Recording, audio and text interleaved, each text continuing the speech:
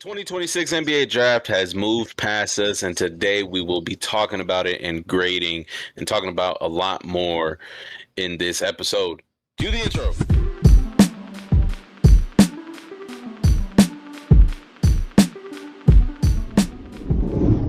What's good, y'all? Welcome back to another episode of the Bobcast. I'm back with the guys DJ and Ant. What up? What's up? How you guys feeling today? I know usually we do the in-person episodes when DJ's in town. By the way, DJ's here all summer, so we're probably gonna do a mix. But how you guys feeling today? Feel good, feel good. Good. You know, besides going to sleep at 6 in the morning, I still woke up at 11. I'm not gonna I lie. woke up at like 12 I still today, woke up at 11, honestly. even though I went to sleep at 6. So I'm not tired though. Yeah, no. Um, and any interesting things that happened today? Uh, No, not really. Just a Not chill really. day. Yeah, Just regular Friday. Regular just a Friday. regular Friday. But yeah, it's been a couple days since the NBA draft has passed by. Wednesday was the second round, and some interesting things happened in the first and second round. We'll be talking about a few things, but let's hear that. interruption. All right, for today's interruption, we have some local news for us. Down the hill or down the grave or down wherever, however you want to call it. In India, they're building a new police department that is worth $45 million. Yeah. So, apparently it was like a gift. It's a new addition to the city. I don't know the exact city, but the original police department um place was there for 5 decades, not centuries. I said centuries to them off the pod, but it was there for 5 decades. Yeah, so yeah, there was a bunch of comments about how old the place was, but now uh, they're getting a new one. The Some of the sheriffs were uh, how would I, commenting, saying hopefully this new area brings a lot more uh, police officers. So yeah, local news of today. Well, thank you for that. And you guys want to talk about the draft? Yeah, let's just get right into it. We're Uh, gonna start by giving what we say are our team winners. We all did individual ones. I'm gonna get us started off. I said the Memphis Grizzlies are my winner because if you look at what they did, they started at obviously they got Cameron Boozer at pick 3, and then they had pick 16, and then they ended up trading back with OKC, who took Bennett Sturts, and then they traded back again with Detroit for Detroit traded up for Ibuka, Okorie, and then at 21 they ended up taking Kareem Lopez. I was giving them Kareem Lopez the whole draft process, and they even were able to get beef stewed throughout it. Throughout this draft process, so I really just like what the Grizzlies did. Cam Boozer just falling to them is just a blessing in disguise. Not getting one, not having to worry about getting AJ his shots. Cam Boozer doesn't need the ball in his hands, and then Kareem Lopez can really develop into a nice point forward for them. The same thing that Boozer can be, but Kareem Lopez can offer a bit more ball handling. So I definitely like them on the floor together because both of them have some defensive upside. Their playmaking upside is through the roof. Obviously, they both provide some rebounding, and yeah, it's really just a fit that I like, and why I mocked Kareem Lopez and Cam Boozer to the Grizzlies throughout this whole process. All right. So this me or yeah. Okay. So for mine, I put OKC. I just really like their pick of Daymara and Bennett Sturts. Ertz. Sturts. Yeah. I like their pick in a Daymara. I low key wish he went to the Warriors, but I like this pick here. He's very young, very big. He's 7'3", with I think his wingspan is around like Wemby size. He has a very long wingspan. Um, but yeah, it gives OKC a lot more rebounding and front court depth and size, and playoff match for playoff matchups. Bennett Sturts, he went in the first round too as well. He was the 16th pick, and he brings a lot of good playmaking and smart ball movement, as well as a strong pick and roll creator. He's also sorry. He's also a strong pick and roll creator, and he fits OKC's scheme very well. Sorry. Yeah. We're good there. Yep. All right, for me, I picked the Atlanta Hawks. Obviously, at number 8, it was either a toss up between Ade Mara or Kingston Flemings. They ended up picking Kingston Flemings at 8. I really like that pick for them as they finally get someone to replace the Trey Young void and someone to be another homegrown talent there. He had a really good season at Houston. He's a really good scorer. He can play make. He has some defensive upside that Trey Young couldn't really figure out until later in his career. But now they have somebody that could be like a Batman to Robin next to Jalen Johnson. And then they ended up picking what I'll discuss later in our next segment, Zubi Ejiofor at 23. Kind of a shock there. I didn't expect him to go that. I mean, it's 23. You kind of expected him to go later in the first, like 28, 29, 30, and then maybe early in the second. But he jumped up to 23. That was a pretty big shock. I'm sure some of you guys saw that during the stream, my reaction to that. But I really do like that pickup. It's another small ball, kind of big, but he plays the forward. He's pretty aggressive when it comes to scoring. He has really good defense as well. So I do really like that pickup for them. And then in the second, they were able to get Henry Vasar from a trade with the Clippers that kind of prevented the Lakers from getting Henry Vasar. So I think that was an excellent pickup as well. Getting somebody who could stretch the floor, plays really good defense, and yeah, I think they really took this draft pretty serious to shift the how the team looks, and I really think they did well. Okay, yeah. Next, we're gonna get into our team losers. Mine, I have the Toronto Raptors. I really just was not that big of a fan of what they did in the draft. Obviously, in the first, they got Alan Graves. I'll talk more about him later when we talk about like our biggest reach and stuff. But I just feel like they didn't address their needs. It just feels like their old regime just drafted again. Um, and it just didn't feel like a forward was the need. I get Alan Grace fell to you, and he's an analytical darling, but I just don't like that fit. And I just feel like they didn't solve anything. Even Jaden Bradley in the second round at pick 50, they didn't really solve their shooting need there. He's another floor general, but he's very good in the mid-range game. But I feel like there's too many just midi specialists on that team. Obviously, Brandon Ingram is one of those. RJ Barrett excels from the midi as well. Scotty Barnes has shown the ability to hit mid ranges over 3 point. So I just feel like they didn't address their biggest need, which is 3 point. Obviously, they're still free agency, but that's why I didn't like the Toronto Raptors draft. All right. This is really a hard choice. It took me like a long time to do this, but I ended up coming to the conclusion that I have the oh my gosh, I hate this. San Antonio Spurs. I've been putting Sacramento for the longest, but yeah, San Antonio Spurs as my loser. It really all comes down to it really all comes down to JQ and his injury with his knee.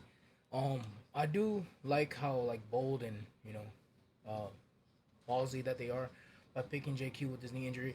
Um, but I don't know. I think they're really banking on him to come back 100%, or at least at um, playable strength whenever he comes out of that surgery. But other than that, if they don't, if JQ doesn't come out of surgery, or he probably needs another one after that, they're gonna have to rely on Terrace, Terrace Reed Jr. Um, which they got from the Nuggets, right? They traded. Mm-hmm. Yeah. Um, and Terrace Reed, he's not that good. He's good defensively, but offensively, he's not that good. He's like he likes to stay in the paint more often. He doesn't really have like a jumper. He's not known for being a scorer, which is I think it's gonna limit the Spurs, because he's not able to space out the floor as much.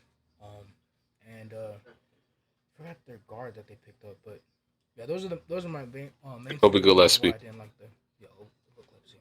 My bad. But those are the main two reasons of why I didn't like the Spurs draft.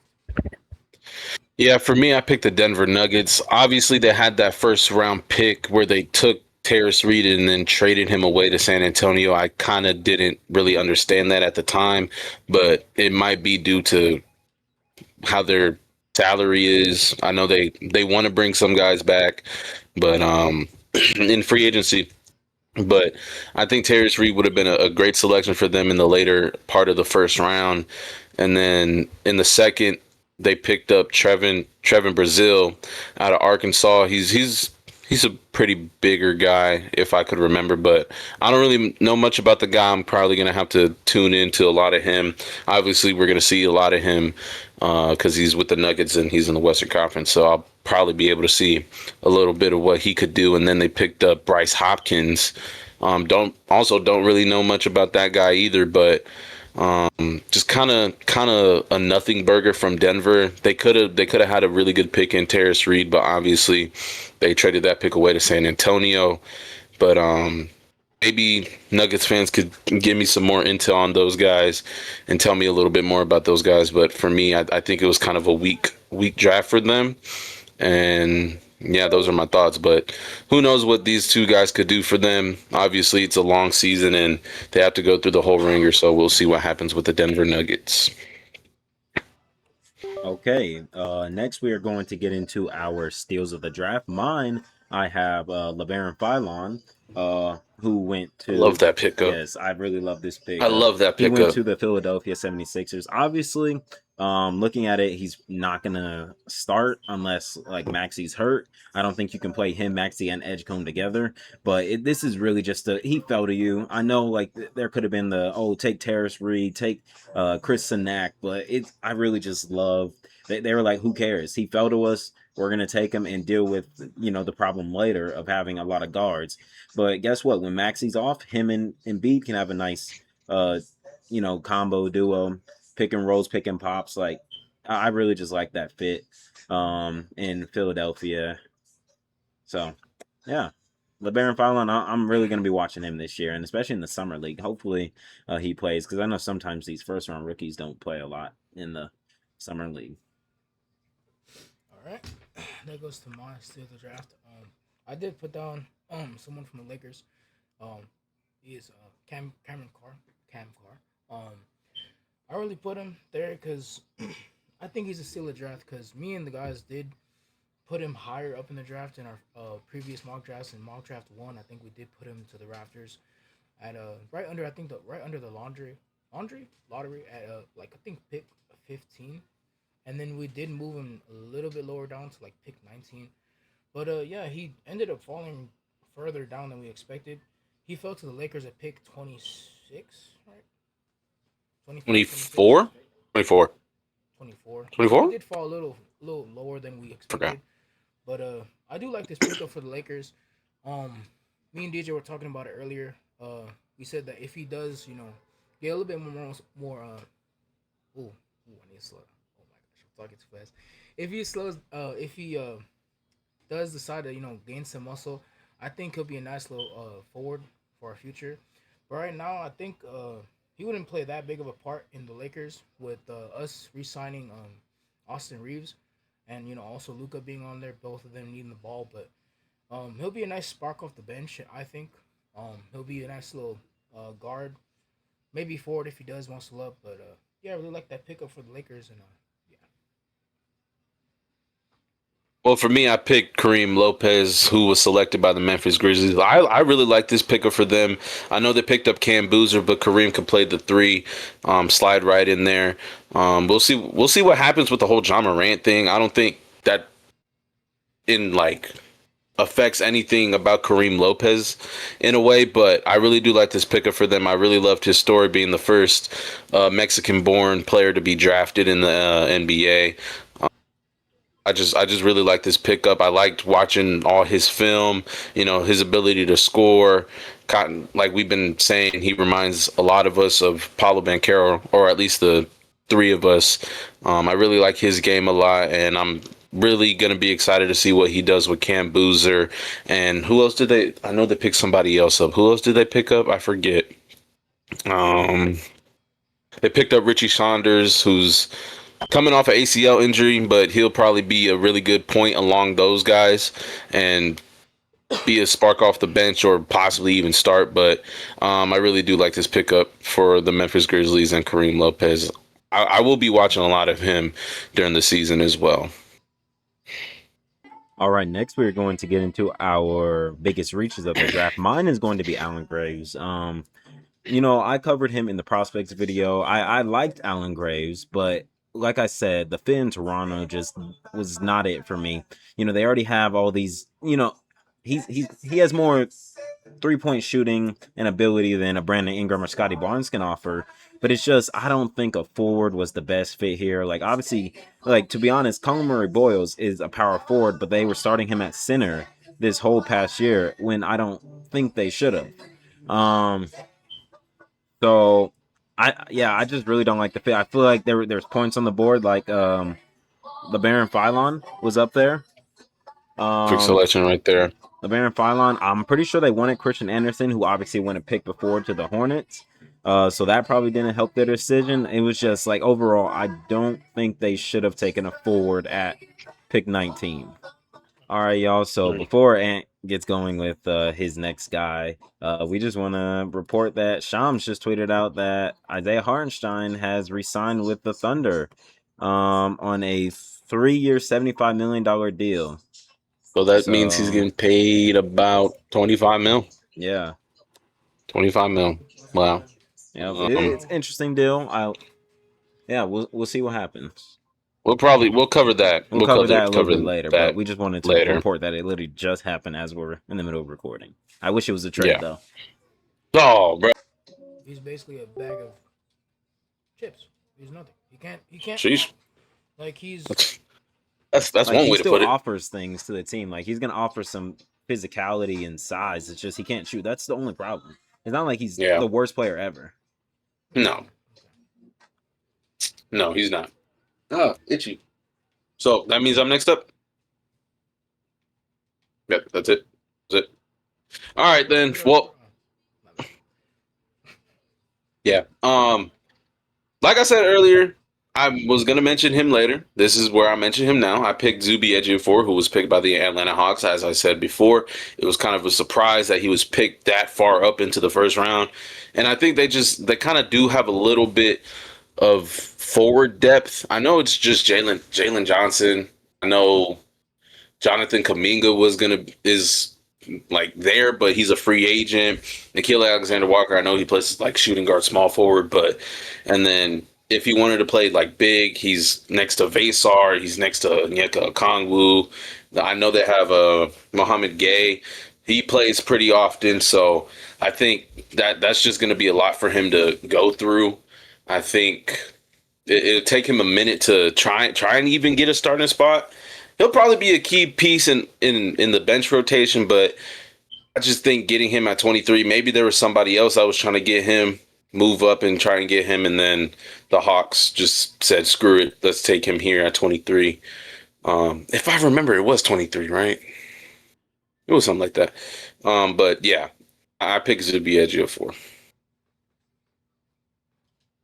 All right, and our next mini segment of this part of our grading the drafts are going to be our favorite picks, and these are going to be fit wise, not just our favorite picks in general, like where it was our favorite players going into this draft process. Because, like you'll see, I'll mention it why I said that later, but I'm gonna get it started with one of my favorite ones is Braden Burries going to the Bucks. To me, he just fits. I feel like Braden Burries is one of those players that just fits every scheme. He's going to come in and, do his job. He wasn't the number one option at Arizona. So he knows how to play off of a star, which their star, I guess, this year is going to be Tyler Hero. But yeah, like he's going to come in, he's going to shoot, he's going to be a willing defender. He can offensive rebound for you. He can play make a little bit. Like he's just the type of player that every team would love to have. And that's just why I like the fit. No matter what team he went to, I was going to pick Braden Burries as one of my favorite fits. And my next one is Dalen Swain heading to the Chicago Bulls. I'm seeing a lot of people mention this as Project Jimmy Butler, as they have similar measurables. And like their style of play, getting to the rim, drawing fouls, getting offensive rebounds, not as much of a 3-point shooter. So I can kind of see what they mean in Project Jimmy Butler. I like it. And I feel like he can start right next to Josh Giddey. Obviously, Dalen Swain can be a very good defender as well. And him working to play off of Josh Giddey, get him open looks to develop his jump shot. I really like that fit in Chicago. And Bryson Graham, their new head of basketball operations, is definitely he identified the guys he wanted under his new slap regime, size, length, athleticism, and physicality. And then my last guy, I really like Cam Carr. Ant mentioned him earlier. He has a long ass wingspan. He's 6'5" with a 7'1", almost 7'2" wingspan. Obviously at Baylor he was the number one option, so a lot of his energy and stamina went into defense, but or into offense. So not a lot was on defense. I would definitely like to see him bulk up a little bit, add some size to his frame because he is a little thin, but he can definitely be someone that can play next to Luka, next to Austin Reeves, especially if his defense at this next NBA level improves. Obviously, he's a willing shooter. We've seen that. He's also a walking highlight reel with his dunks. So I really just like those three guys. And Braden Burris to the Bucks, Dalen Swain to the Bulls, and Cam Carr to the Lakers. All right, for my first guy, I have JQ, Jalen Quaintance, going to the Spurs. Um, I just like his size. I like his physicality. I like his defense. Obviously he's a little injured with his knee. DJ did tell me that he was walking around with a little knee sleeve everywhere, but I think a fully healthy JQ on the Spurs team would be scary. Him next to Wemby, um, as he's a forward slash center, right? He's like six Yeah. 6'9" ish. So, yeah, I would just love to watch Spurs basketball, especially with the that defense, Wemby and him. His length too is very very scary. Um, but yeah, that is a healthy What's JQ that? though. So No. Can you hear me? Hello, Pod. okay, but yeah, my next pick is Chris Tonight Jr. going to the Celtics. He's a guard, right? He's a center. He's a center. Yeah, sorry, my bad. I think he really fits Boston's uh space heavy system, and yeah, I just like his physicality, and he'll definitely be able to come off the bench and help with rebounds and assist and ball movement. Um, and then my next pick, I have Egbuka, Akore, going to the Pistons. I think he's just gonna be a spark coming off the bench. He's definitely gonna help a lot with shooting, keeping score, and definitely gonna be a big play a big part whenever K is coming off the court. So yeah, those are my three favorite picks. All right, for me, I'm pretty sure DJ loves this pick as well. I picked Christian Anderson Jr., who was selected by the Charlotte Hornets. Obviously, this is DJ's favorite team, so he'll probably talk about that later, but I'll give my little input on Christian Anderson. Obviously, he was the best shooter in college basketball this past season. DJ sent me something. He shot about 40% from the field on 9 attempts, which is really, really good. If you could shoot the ball at that rate and that efficiency, that's great. We watched a little bit of film on him. Really annoying defender. He gets under you. He'll not randomly, but he'll surprise you with his athleticism. He could get up there, get blocks, even at his small stature at 6'2". I know he has a bit of a thin frame as well. Me and DJ have been discussing on whether he should start alongside Kobe White or maybe come off the bench and be that spark plug shooter that could provide a lot for the bench unit. But I really like this pick for the Charlotte Hornets, and I'm really excited to see what he could do, especially alongside other guys like Con Kneppel, Brandon Miller, Kobe White. That team's on the up and up right now, although they did trade LaMelo Ball. But I really like this selection for them. My next guy, I've been talking about him ad nauseum. Joshua Jefferson, I really like this pick as well. I know they picked Michael Brown at 6 earlier in the draft, but with this pick, I think Joshua Jefferson kind of brings that like a win now situation. I know they traded for Julius Randle as well. with the Timberwolves. So he brings a different style. He doesn't really need to score like that. He has really good playmaking, and I've been talking about him a lot. I really like this pick for them since he's a little bit on the older side, so he could fit in right in well with what they want to do. Plus, they don't have their first round pick next year, so they kind of need to figure out a way to win games. And I could see him really helping out with the Brooklyn Nets and doing that for them. And then my final pick, I picked Nate Ament, who was selected by the Miami Heat, but he's going to Milwaukee along in that Giannis trade. We were also talking about him a lot. I really like his potential. He has really good upside, really good length at 6'11", really good mid-range shooter. Athleticism is there, but he'd probably need to bulk up a little bit more, maybe a little bit of time in the G League. I know a lot of top like lottery picks. Some of them go to the G, some of them start right away. Some of them take a little bit to adjust to the NBA level. Nate Ahmet might be one of those situations, but he could be another Giannis project kind of guy, especially with his length. So I really like this pickup for the Bucks, and yeah, yeah, I lost my train of thought. But he'll fit right along with Braden Burns, his teammate that DJ mentioned earlier.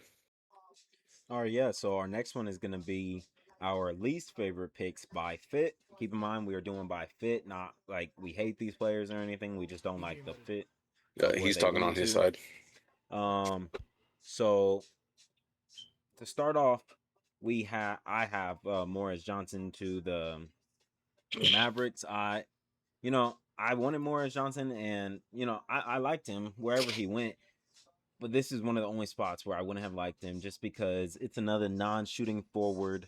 Um, if you look, I was talking to Bobby. Like, if you look at the lineups that can be out there, there's really no shooting. Cooper Flag, unless he develops a 3-point jumper. And then Morris Johnson, Derek Lively, and Daniel Gafford both can't shoot. Najee Marshall can't shoot. PJ Washington is mainly a corner three specialist. He ain't pulling Najee up for Marshall can't threes. shoot. Not threes, no. If it's in the Swore he was last, banging if him it's this in the past last season. 1 second of the quarter, yeah, he'll hit him. But so I just really don't like that fit. I like obviously the defensive fit there in Dallas, just him and Coop. But yeah, it's just the spacing wise. Obviously, Dusty May got his guy. It's really just the spacing wise. That's what I really don't like about him going to the Mavericks. And it's not even because he went 9. It's really just the team he went to. My next one's actually Bennett Sturts. It's actually funny because those are two guys I was very high on for the Hornets at 14 and 18. And for Bennett Sturts, I really don't like the fit in OKC because if you look at their roster, I know they just traded Isaiah Joe to the Pistons today, but um, they I just don't their guard rotation is a little more stacked than their wing rotation. So I would have liked if they got a wing uh like if Dalen Swain fell to them, Kareem Lopez even there. I just feel like they need more size. I know they re-signed Isaiah Hartenstein. It's just Bennett Sturts. Obviously he can play off the ball. He excels with the ball in his hand. It's just what you're gonna play him for 10 minutes a game because I don't think you're running him out there with Shea. Um, so yeah. And then my last guy is Alex Carabin. I really just don't like the Kings trading up for him. Alex Carabin to me, with his age, I seen him as going to a team that's win now in a win now mode. And if you look at the Sacramento Kings, they are nowhere near a win now mode. So that's really just all I don't like about that fit. I like Alex Carabin as a player. I just don't like the fit in Sacramento. All right. Now for my least favorite picks, number one I have Zuby Ejiofor to the Hawks. I think Bobby did touch on this a little earlier how it was a reach at that spot in the draft. Um, but yeah, I did do a little research of like who the Hawks needed. They needed a little bit of like run protection. And I'm just surprised that they went for a forward that early in the draft. I forgot what pick he went to. What number? 2023, 22, 23. Yeah. I think they could have went for a big there, but they ended up did getting their big in like the second round. But I think they could have got their big first. Um, that's mainly what I didn't like. Um, what else? Also like his playing style. I don't think it'll fit well next to Jalen Johnson. Um, my next guy, Yaxel Lindenberg, to the Warriors. He is on the older side. I think he's gonna be 24, 25 by the time the season starts, and yeah, it's pretty old. If the Warriors are trying to play out Curry and Draymond Green's era or time in Golden State, I think they should have picked a better, younger guy, probably like a Mara. They did pass upon him, which I didn't really like. I thought I thought Mara would fall there, but I guess with Yaxel, I guess yeah, but by the time Draymond Green and Curry are out of there, he's gonna be really old. He's gonna be like near his 30s, 28 or 29 by the time they leave. So he's just it's just the age that I just really didn't like about it. For my next pick was Terrace Reed again. Terrace Reed Jr. to the Spurs.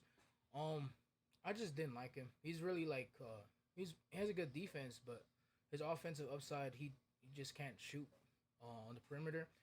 He's really not too shifty, and I think the Spurs could have picked a better big, but you know, that's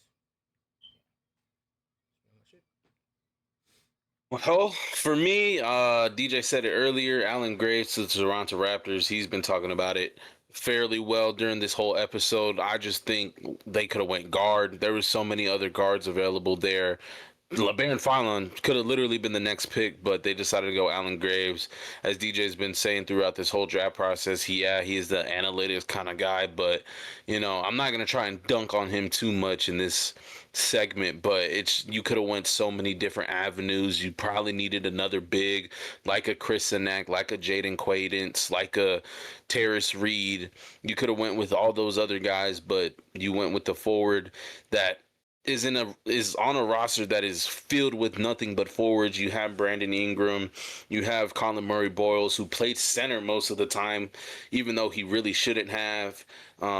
Even at the center position, Jakob Pertl's still there if you really wanted to play small ball, but I just think there were so many better options for the Toronto Toronto Raptors to go with. Stop it, bro. But yeah, it was kind of an interesting pick there. My next picks, we've been talking about the Spurs a lot in this episode as well. Jaden Quaintance. This kind of reminds me of a Jonathan Brooks situation. If you don't follow, well, most of our audience follows the NFL, but why are you pointing down for? Because our logos. He's saying if you don't follow, to follow, please. Oh, well, yeah. Follow. Pointing at our logos. Follow. The Panthers. Oh, well, oh, okay. Yeah. It's right here. Oh, okay. I was confused, but yeah, this kind of reminds me of a Jonathan Brooks situation where you draft a guy off of potential and upside of what he could potentially bring into the future, and you'd kind of just wait it out, see what happens with his ACL injury, and then just wait it out. Obviously, the Panthers did their own thing; they put him out, and he ended up tearing it again. But with Jaden Quaintance, that's kind of the situation here. Now you kind of have a logjam at the big position with Luke Cornett, Terrace Reed, Wemby. Obviously, you're supposed to have like a 3-center rotation, but now you got like 4 of them. If Jaden Quaintance is able to come back, I don't think it's a stretch. He won't come back during his rookie season, but I just think it was kind of let's wait and see what happens. If he comes back, he comes back, and maybe we play him in the G a lot.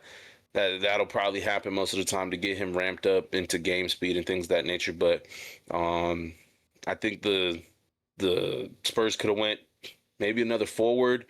I know there's a couple like that whole roster is kind of a logjam with young talent, but it could have been a lot of different avenues. I think this Jaden Quaintance pick was more of a let's see and wait. Let's see and wait what happens with him and his injury. So that was an interesting pick. And then Sergio De La Rey to the Dallas Mavericks. Who did you originally get selected by? Was it the Knicks?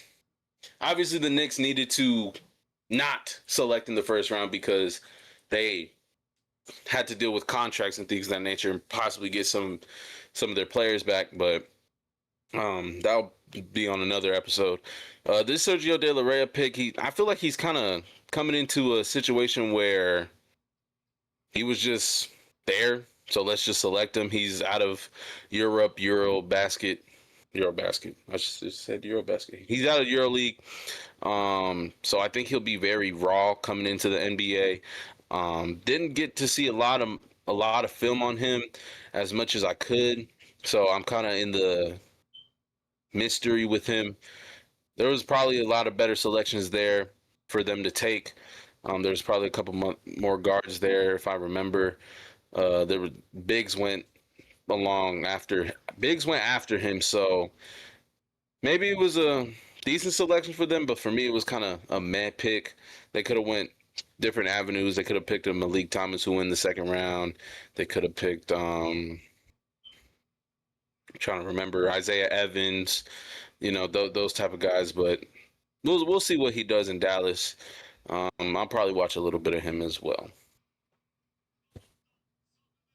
Okay, so that'll bring up our next segment, which is going to be some guys outside of the top four, because those guys, are sometimes locks. But I wanted us to look at some guys that can be top future All Stars. And for me, I went with Darius Acuff, just because he's gonna have the keys to do whatever he wants in Sacramento. DeMar DeRozan's probably gonna get waived and stretched. Demonis Sabonis can get traded. Zach LaVine can get traded, so we'll see. He should have the keys to do whatever he wants, and that's why his camp wanted him to go to Sacramento. So I think even though he's in the West, I think he would have the best path out of all these guys, just because he's going to score a whole bunch as long as he's very efficient.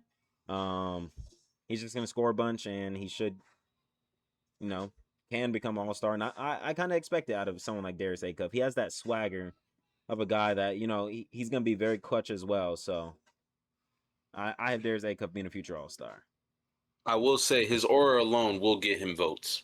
Yeah, I'll vote for him. Wait, how does that happen?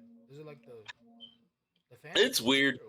Like the All-Star game, they tell the fans to weird. vote, but it's not really the fans. The fan votes don't really matter. It's just to see like who the fans want to see, and then maybe the NBA will add one of those guys in. I feel like the fan votes are really to see like who should be an injury replacement and stuff. Like, the fans want to see this guy and he's not an All-Star. Let's bring him in here so we can get some more ratings. Like, I think that's what the fan votes are for. Darius Acuff would be kind of an injury replacement kind of guy. Yeah, injury replacement, or who knows if he's averaging 25 because it's gonna be his team probably by the end of this offseason. With, like I said, DeMar's 100% gone. Demonis Sabonis is like maybe he might be gone at the trade deadline type of deal. Yeah. But for my future All-Star pick, I have Braden Burris. He's going to the Bucks. Like DJ said before, he's just that guy that will come in and play his role as a person that's bouncing off of a All-Star and Tyler Hero. I think he's just really gonna go over there and just play his part, do his thing, and score, rebound, do whatever the Bucks need him to do. And I really think he's gonna outbeat a lot of these guys in the Eastern Conference, such as Dalian Swain, trying to remember Nate Ahmed, trying to remember other players. I can't, but I really think he's gonna be an All-Star. And for me, I picked LeBaron Philon for the Philadelphia 76ers. Oh wait, I what? totally messed it up. I thought I was speaking for Rookie of the Year again. My bad. Oh, you said All-Star. Yeah. Yeah. Well, before I got confused with Ant. I picked LeBaron Philon for the Philadelphia 76ers. He will probably end up being one of those injury replacement kind of guys. Probably like if he were to average like 21 and like 7 assists, he'll probably be one of those. Oh, he's right there. Might as well just put him there. And he's in the Eastern Conference. I know there's a lot of elite guards like Jalen Brunson, Tyrese Halliburton, Trae Young. There's just a lot of talent in the East, but he could probably be one of those guys that sneaks in maybe later in his career, maybe like in his prime, where he could be alongside Tyrese Maxey, and Tyrese Maxey and VJ Edgecombe, or maybe that'll be his team, and He gets an All Star nod, starter, whatever. But LeBaron Furlan's kind of the outlier probably in this group. But I could honestly see him being an All Star as well, off the aura. Same, yeah, no, I can too, just off his aura. Next, we're gonna get into guys that we think our early rookie of the year predictions. For me, mine is Cam Boozer. I 100% think he's gonna win it because if you look at the situations that the other top two picks are in, there's only one ball, and look at the Wizards team: Trey Young, Anthony Davis, Alex Sark sometimes wants the ball, Keyshawn George, um, Bilal. Trey Bilal, Trey Johnson, who they just drafted at 6 last year. There's just there's too many guys that need the ball. Um, and then even with Darren Peterson in Utah, Keontae George 100% needs the ball. Laurie needs the ball. Triple J needs the ball. Walker Kessler doesn't, but then Bryce Sensabaugh needs it. Isaiah Collier needs it. Like all these guys need the ball to excel. And then if you look at Memphis, they're saying that Ja is basically gone. I know me and Bobby kind of talked about it a couple episodes ago. Like, what if the Grizzlies are just like, nah, we're gonna keep him and we're gonna win this year? From the reports I'm seeing, Ja's basically as good as gone, and they're gonna have to attach a first round pick or picks for someone to take on his contract. That's how much of a negative asset Ja is. It's basically like the Trey Young deal. Um, but yeah, so I think Cam Boozer is just gonna be one of those guys like first game, maybe like second game of the year, he's gonna have 20 points, 12 rebounds, and like 5 assists, and people are gonna be like, and this guy didn't go one because it's basically gonna be his team at that point. Because like I said, he's a point forward, he's a very good rebounder, good defender. He'll have that 20, 12, and 5 assists with maybe even like 2 steals and like 2 blocks. Like, and people are gonna be like, this guy didn't go one. Like, I just feel like he's the more complete and ready now player, and then he doesn't need the ball to succeed and excel in his role with whatever team he goes to. Okay, so that leads to me. For my rookie of the year, I'll have Darius Acuff, Kings. I really think he's just gonna go over there and just own the team. Like DJ said, they basically have nobody else there. So I think he's just gonna go over there and explode and take over the Kings, and I think that'll really be his team. But yeah, I just yeah. All right, well, for me, DJ kind of ruined my whole thing, but I picked Darren Peterson for the Utah Jazz. I just think he could honestly develop more of a point guard role. I know Keontae George is the point there, but let's not forget this guy kind of averaged 7 assists in high school. I know at Kansas he did not pass that much because he was trying to be that number one pick, but now on a team that has a bunch of guys that could score, I think he's gonna have to develop more of a playmaker role. Yeah, he could score ad nauseum. He's obviously a scorer, but I feel like he's going to have to develop more of a playmaker role.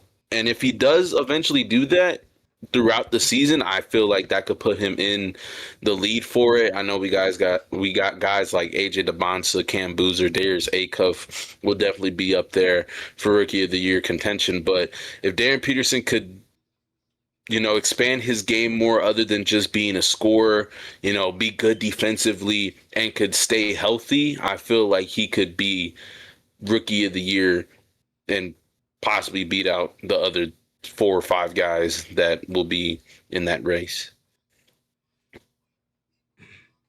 All right. All right, so yeah, our next one is going to be where we're going to talk about our rookies on our favorite team. Yeah, And we are let's talk going about to it. give realistic stat predictions. We put some thought into these, as I'm going to start us off with my 2 Hornets rookies that we drafted.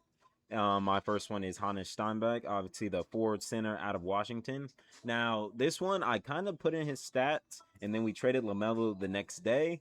So it got kind of weird because it was like, will he start now that we got Naz Reid on the team? Because Naz Reid could just take the same role that he had in Minnesota, where it's the 6 man of the year role. It is work.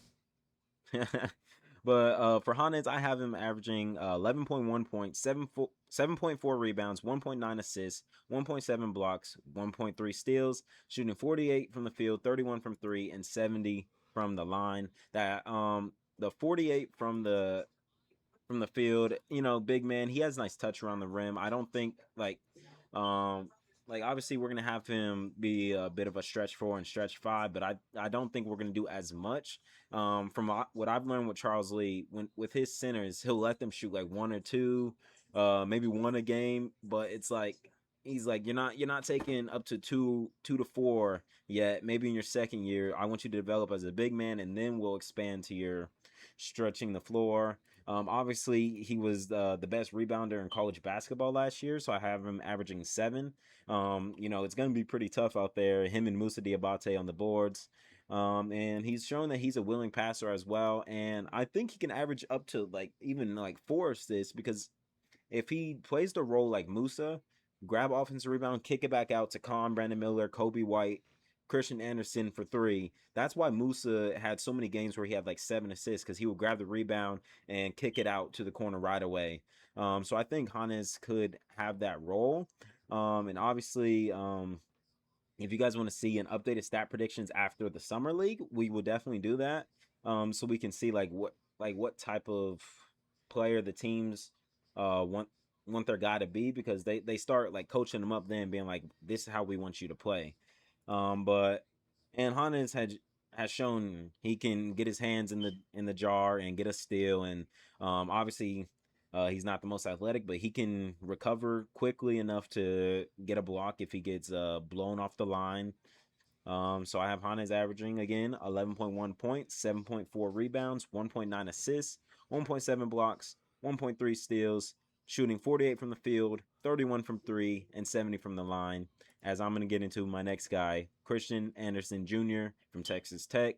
Obviously, he's going to have a lot bigger role now that LaMelo is gone. I have him averaging 11.6 points, 2.8 rebounds, and 4.2 assists with 1.8 steals, 43 from the field, 41 from 3, and 84 from the line. This all just depends on what his role is with us. Obviously, I think Kobe White is going to be our starting point guard this upcoming year, but it's a role that Christian Anderson can overtake about halfway through the year, 20 games into the year. And the thing about Christian Anderson is most people think these small guards are just scorers, but Christian Anderson has shown the ability, and he showed it at Texas Tech that he can pass. And we've seen it when we were watching him. Yeah, he's a willing passer, and obviously he's not going to be as flashy of passes as LaMelo has been, but he's definitely a smart passer. He's going to get it there, which is why I have up to the 4 assists because there's going to be those games where Kobe White misses and Christian Anderson has to step in. What if he gets like 8 assists in those games that he's starting it, but then the games coming off the bench he only gets 3. So it's very weird when it comes to averages.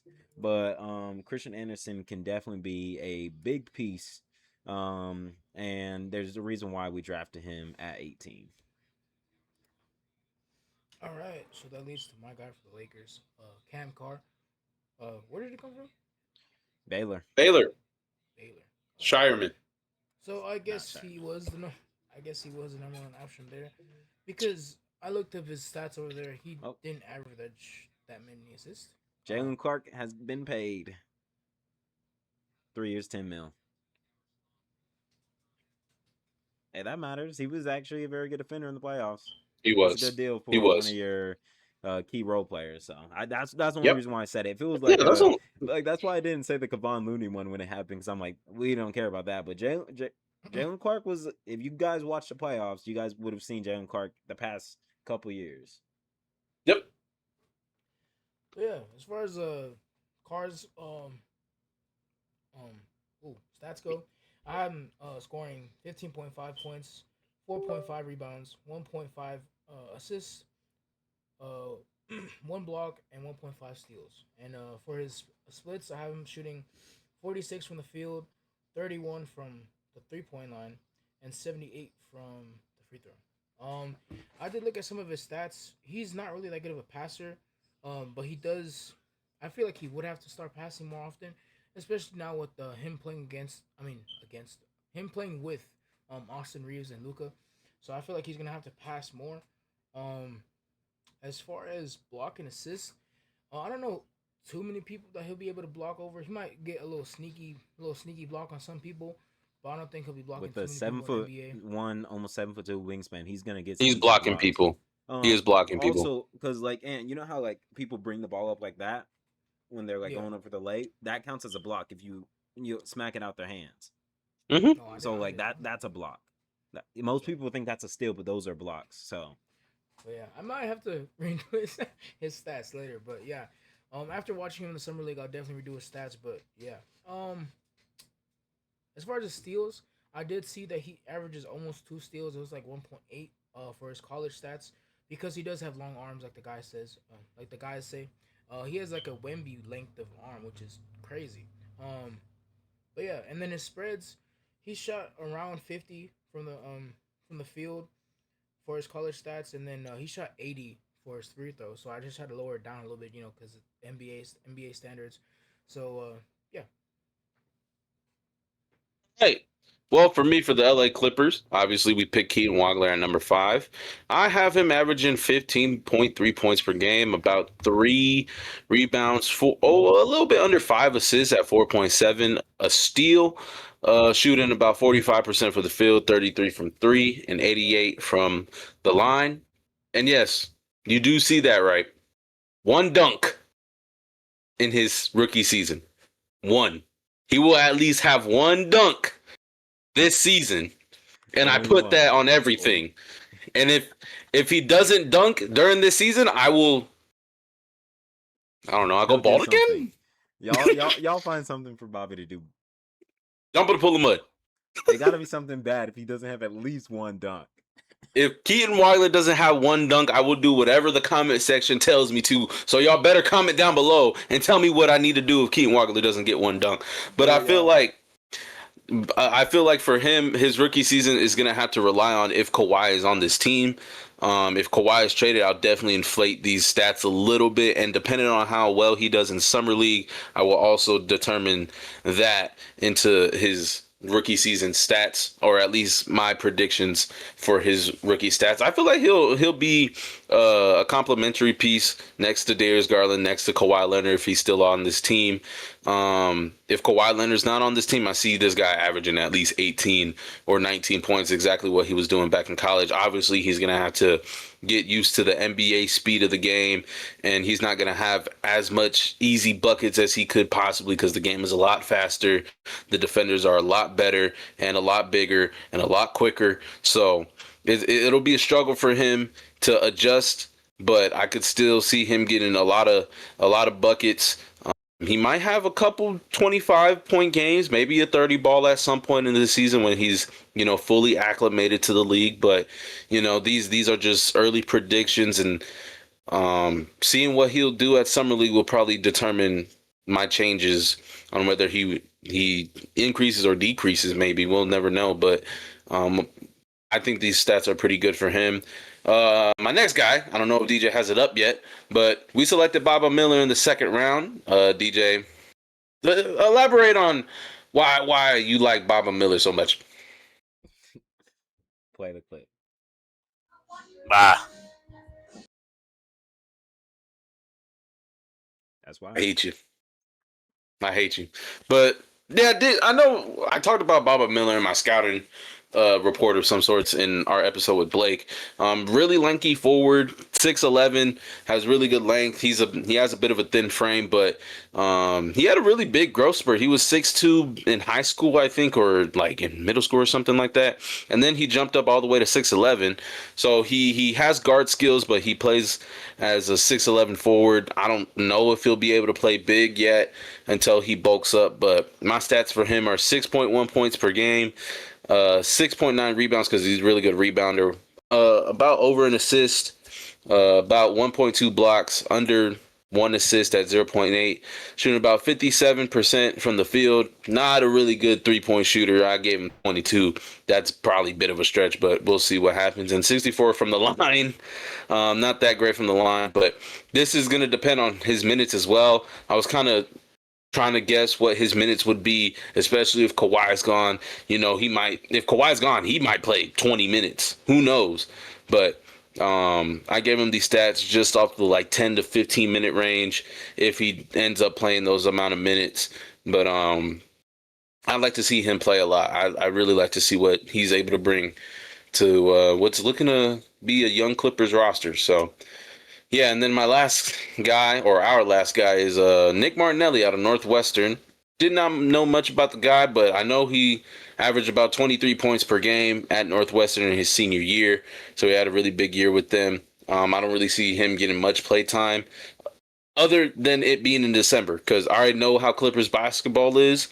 And, we have a lot of injuries in December, and sometimes we play at our worst in December, sometimes, or at least early December. And then once the new year turns around, that's when everything shifts. So I could see him get a little bit of play time here and there, but these are probably inflated stats because he'll probably only play a handful of games throughout the season. So I gave him about 4.5 points per game, under 3 rebounds at 2.7, 2 assists, under not even a block, like barely a block, at 0.1, and under is still at 0.7, shooting about 47% from the field, 38 from three, and 81 from the line. So hopefully all three of the guys that we selected could get some PT, especially Keaton Wagler. I'd like to see him play a lot in his rookie year and hopefully be in the rookie of the year contention. But we'll see what all these guys. I'm really excited to see what all these guys could do for their respective teams, especially Cam Carr since he's a Laker, and we're gonna have to, you know, see y'all 4 times. Yeah.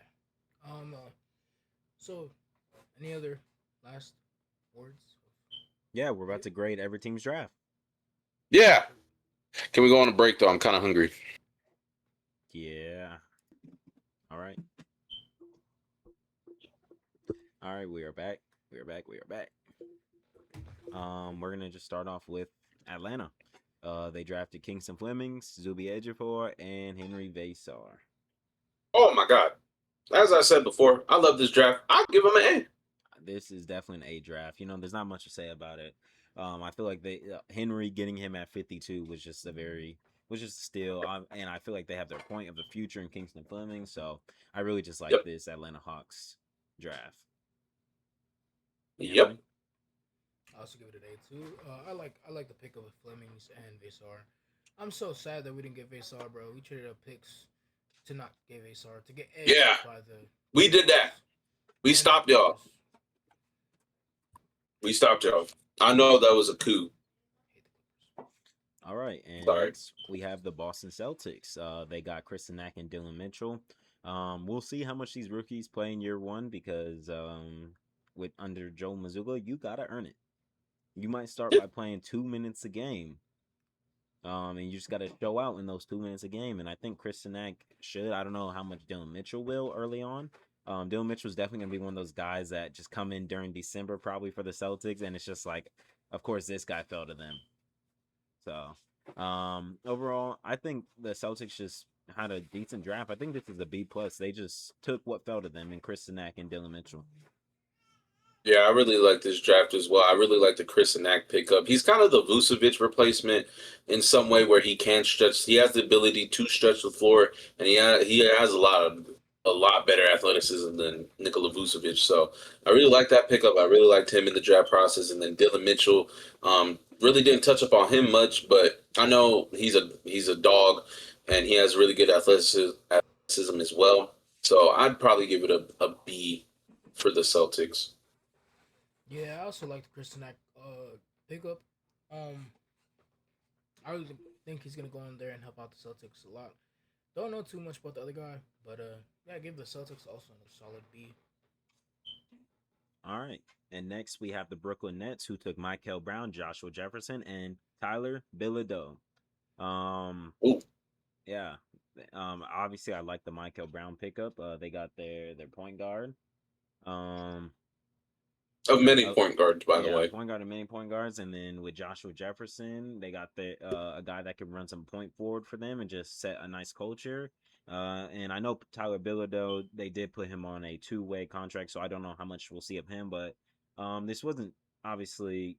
I think the Joshua Jefferson kind of brings it down because I just after now that they brought in Randall, I don't see his fit. If Randall wasn't there and like they just had pick 28 and they picked him, I would like this. But overall, I'll still give this a a B minus for the Brooklyn Nets.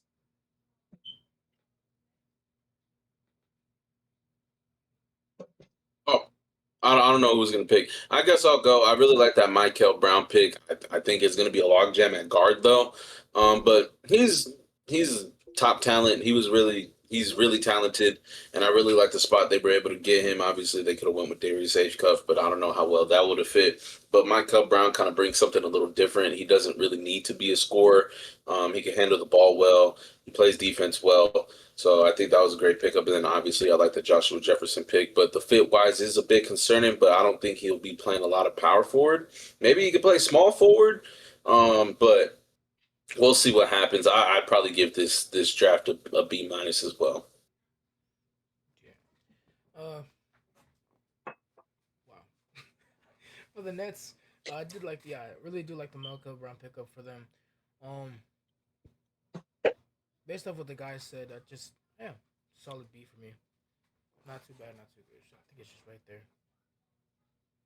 All right, and next, the Chicago Bulls, because obviously we're gonna skip over the Hornets, Lakers, and Clippers, as those are our favorite teams. Yep.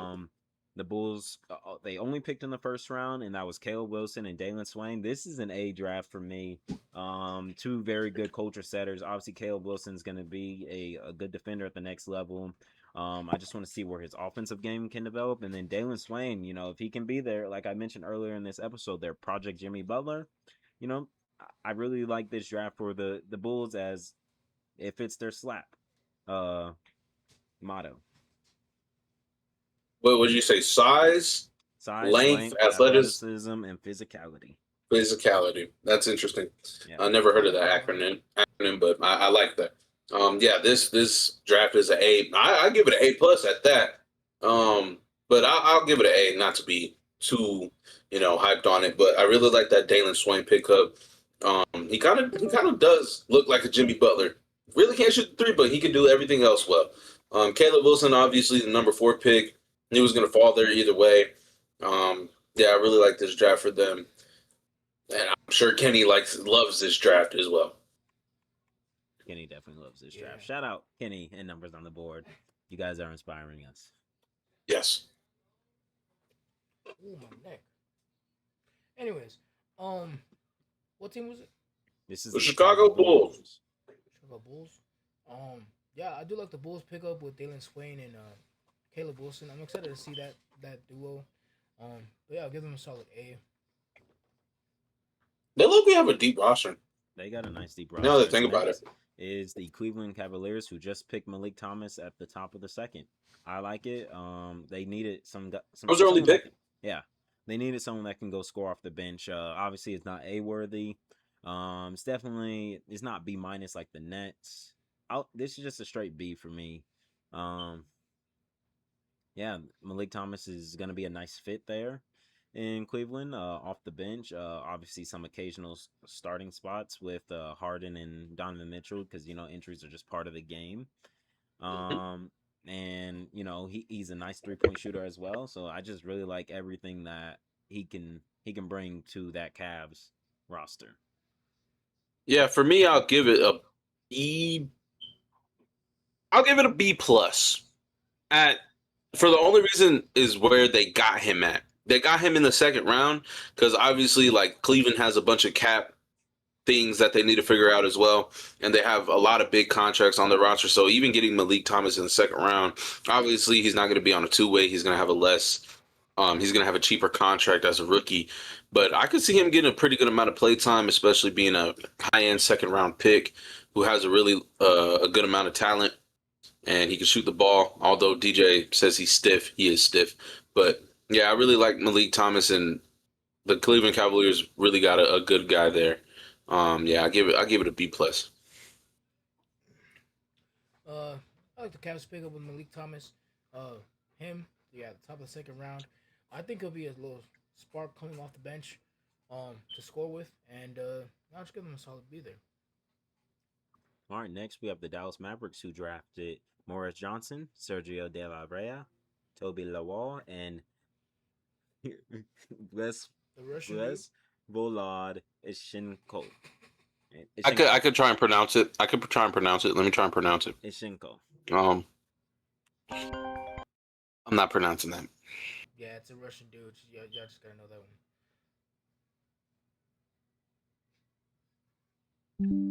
But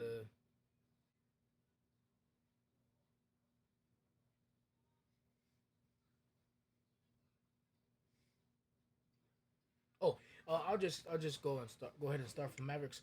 I know DJ hated the Morris Johnson pickup, but Oh my. looking at it statistically, he'll be a nice little fit for the team. Um, and along with Sergio De La Rey and the two other guys in the second.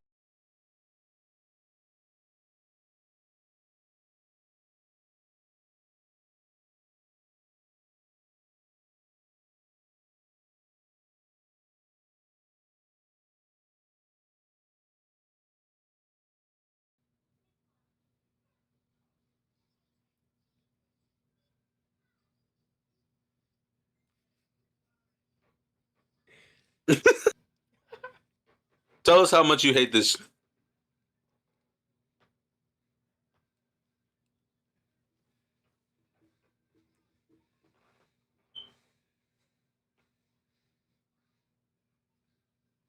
I would like it a lot for them. But besides that, this is just another B minus. I can't dock it all the way to a C. It depends on what Sergio can become. If Sergio's bad, this is definitely one of the worst draft classes probably this year because that Russian point ain't gonna play. And Toby Lawal, I like Toby Lawal a bit. He should get some nice burn this year. But besides that, I give this a B minus. Okay, so Bobby, sorry. Um, yeah, the Morris Johnson pick was a reach, but I think he should be able to do something. Yeah, that three definitely needs to come at some point. The Sergio De La Rey pick, as I said before, I feel like he's still very he's still gonna be like very raw coming into the league, but he recently won championship in Europe, right? In EuroLeague or something. Yes, he He did. recently won that, so he's technically a champion. Um, Obviously different from the NBA, but Championship culture. I guess Hey, so. you Yeah, play that with hey, that counts. That brings something. That brings Yeah, something. it But does. um, yeah, I'll probably give this draft a. I don't want to give it a C plus. I know. I'm trying not to get into I the don't. I don't the want C to. range. I was very close. That's why I did B minus. I'm gonna give. I'll give it a B minus. All right. So doing my own personal research into like I was doing research for other things, but I ended up doing a lot of ended up seeing a lot of videos of the Mavs with Morris Johnson and the whoa Don't worry about it. Johnson. Don't worry about it. Don't worry about it. Sorry, but yeah, I did see this one guy touch up on all four picks. He didn't know too much about the other two picks from round two, the Russian guy and uh I don't think anybody knew the Russian guy. If I'm Lawal. being honest. But yeah, he does like the Sergio pick, and from what I've seen, from what he said, is Sergio is pretty decent. He is a champion, like Bobby said before previously, and Morris Johnson, yeah, like the guy said, if he does develop a little 3 point jumper, then he will be a good ooh, big um, but yeah, it's kind of like we know, there's potential, but then there's also no not potential. So I'll just give it like a solid, yeah, B minus.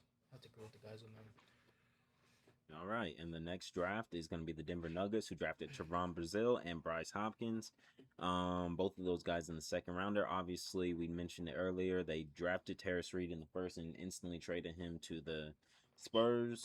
Um, I don't know how much I like this draft. We'll see. Trevon Brazil was in college for 5 years and didn't do much. So obviously he's one of the older prospects. I'm pretty sure they're looking at him as a guy that will play when Aaron Gordon goes down because if everyone doesn't know, Aaron Gordon injuries are inevitable at this point.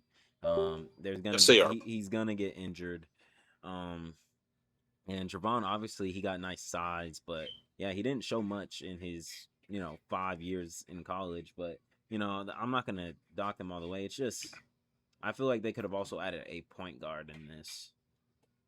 I thought they were gonna add a guard in this draft. With that late pick. I give it But a C. yeah, I'll probably give it a C as well. Like I said earlier, like their draft was kind of a nothing burger to me. Like, yeah, Trevon Brazil will probably be filler for Aaron Gordon whenever he goes down during the season. But dang, he wow, 2021 to 2026. Wow, it's kind of crazy. But yeah, and then Bryce Hopkins, like I said, don't know much about him. But yeah, this is probably like a C. I'm not gonna give it a C minus. That's way too harsh. See? Yeah, let's see. Um. Oh, didn't the Nuggets trade someone for someone for the Yep, Spurs? Terrence Reed. Didn't they? Yeah. Yeah. Uh, I wish they kept Terrence Reed, but yeah, I don't know too much about both of the guys that they have right now. So, um, yeah, just gonna give them a solid C Yeah. based And off what the guy basically, said. the reason why they couldn't keep Terrace Reed is because they're so far like their cap space is bad. You wouldn't get like the second apron and stuff. But basically their cap space is bad. They couldn't draft a first round pick, otherwise it would get Mm-mm. even more messed up. So they had to trade out of Yep, it. yep. Okay, that makes Yeah. sense. Thank you. And that's also why you seen the Knicks trade out of the first round and why they just kept trading back. Oh, Yep.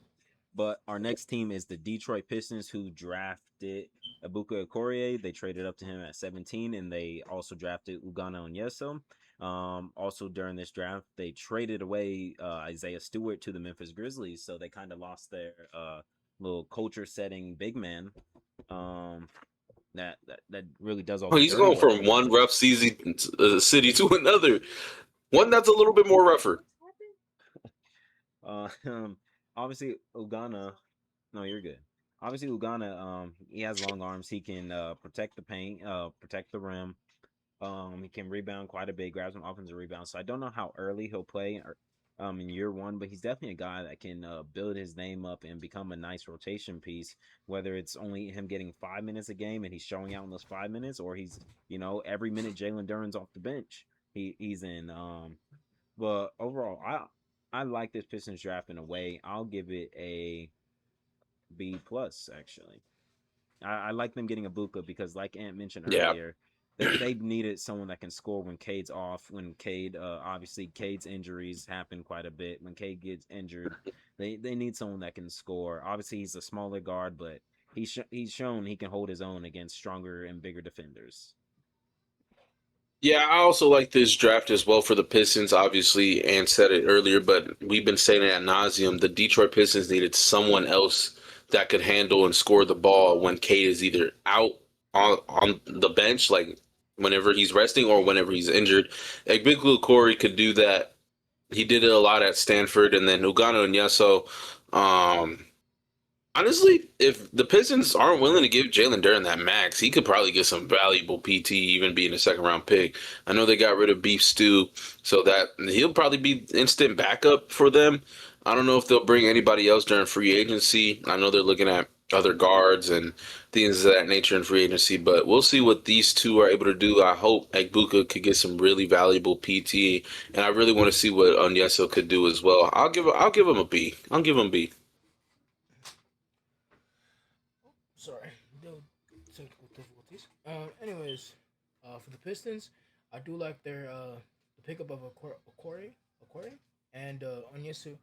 That's basically like their the new sub-ins for Jalen Duren and Jalen Duren and ooh I just kicked my ow and That Cade. was a ooh shit. Yeah, that was um. But yeah, I like this pickup for their subs for both Cade and Duren. I'll give it a B plus. All right, and our next team is the Golden State Warriors, who drafted Yaxo Lindeborg and Lejay Jones. I just had to look into Lejay a little bit. Six It foot was kind of seven unknown. guard from Florida State, averaged 12 points, 5 rebounds, and an assist, a block, and a steal. So some nice minutes. It looked like he came off the bench. I can't really tell, but it it looks like a nice pickup for the Warriors. They're probably gonna put him on a two-way, and the Warriors they're one of those teams that can find very nice value out of those second round Very picks. diamond in the roughs. Like Quentin Post, look at him, and now he's a very good rotational piece. Will Richard, uh, Guy Santos, like the Warriors are are very Who's that young. one guy that was playing for them? He had like shorter hair. He was a black Not guy. not I forgot his LJ, name. Nate Williams, one of those guys. I think it was LJ. I think it was LJ Nate Clyde. Williams too. It was both of them. Nate. It was both of them. Yeah, the Warriors loved the opening second round picks, so it's not a terrible draft for the Warriors. We'll see if I hope this Yaxel pick works out for them. Obviously, with the concerns for its age, but I'm still gonna give this a B plus, A minus draft for the Warriors actually, because I can see the potential inside LeJay Jones. He was a Yeah, very good offensive he's rebounder at 6'7". Florida State. He's your modern. He's kind of what you want in a guard, Yeah, but he has a little bit more defensive upside as well. Not a lot of like taller guards could block shots like that. Um, so for him to be able to do that, and I'm gonna say this right now, Florida State always has really good guys that come out of there. Like I know Scotty Barnes and Terrence Mann are the guys that come up in my mind, but they always have somebody who's really good. So I wouldn't be surprised if this guy could get some valuable minutes coming off the bench, maybe starting a few games because the Warriors' whole team tends to get injured a lot, especially since they have Steph and Draymond who are on the older side, and even Al Horford at times. But I really do like the Yaxel pick, even if he's on the older side, being 24 or 23, almost 24 going into the season. You saw what he did at Michigan. He brings an electric athleticism, really good defensively, really physical finisher. So I really do like this draft for them. Um, I'll probably have to look into LeJay Jones a little bit more, but for now, I'll give it a B plus. his best game's gonna be against the Clippers, by the way. LeJay, yeah. Yeah, Come you on now. already know. Come on How now. many offensive You already rebounds? know this. Because he's a good offensive rebounder. Um, And they're gonna be let's say crucial offensive rebounds. let's say 8. Let's say 8. How many did Dominic Barlow have in that one game against us? Like 12? He had 15. I remember. I have the card. He had 15. 15 offensive rebounds? Yeah. No, rebounds. Yeah, no, that's And crazy. hey, we'll discuss that in free agency. We'll discuss that, but go ahead, Ant. Dang, I totally forgot. Oh, the Warriors. Even though I do hate the actual Lendenberg pickup, You hate or dislike? Yeah, hate's a strong word. Let's start with dislike. Shout out Ray. But yeah, I do dislike the pick because of his age, but I like the player. I like his physicality, and he's like very big. I saw that, DJ. I was celebrating with Adrian basketball, Moore I at still home. like big dudes. You like big dudes? Anyways, You like the anyways, I was talking about the Warriors, right? The Warriors picks up Axel Lendenberg. I know I put it down for my least favorite pickup, but I like him as a player. I just didn't like the age because they picked a very old prospect. But what can you do? But yeah, I hope they use the Axel while he's still sort of in his prime. But yeah, I do like this pickup and the rest of the other pickups. As the guys have spoken on. I give this a solid B plus. Did I give it a grade?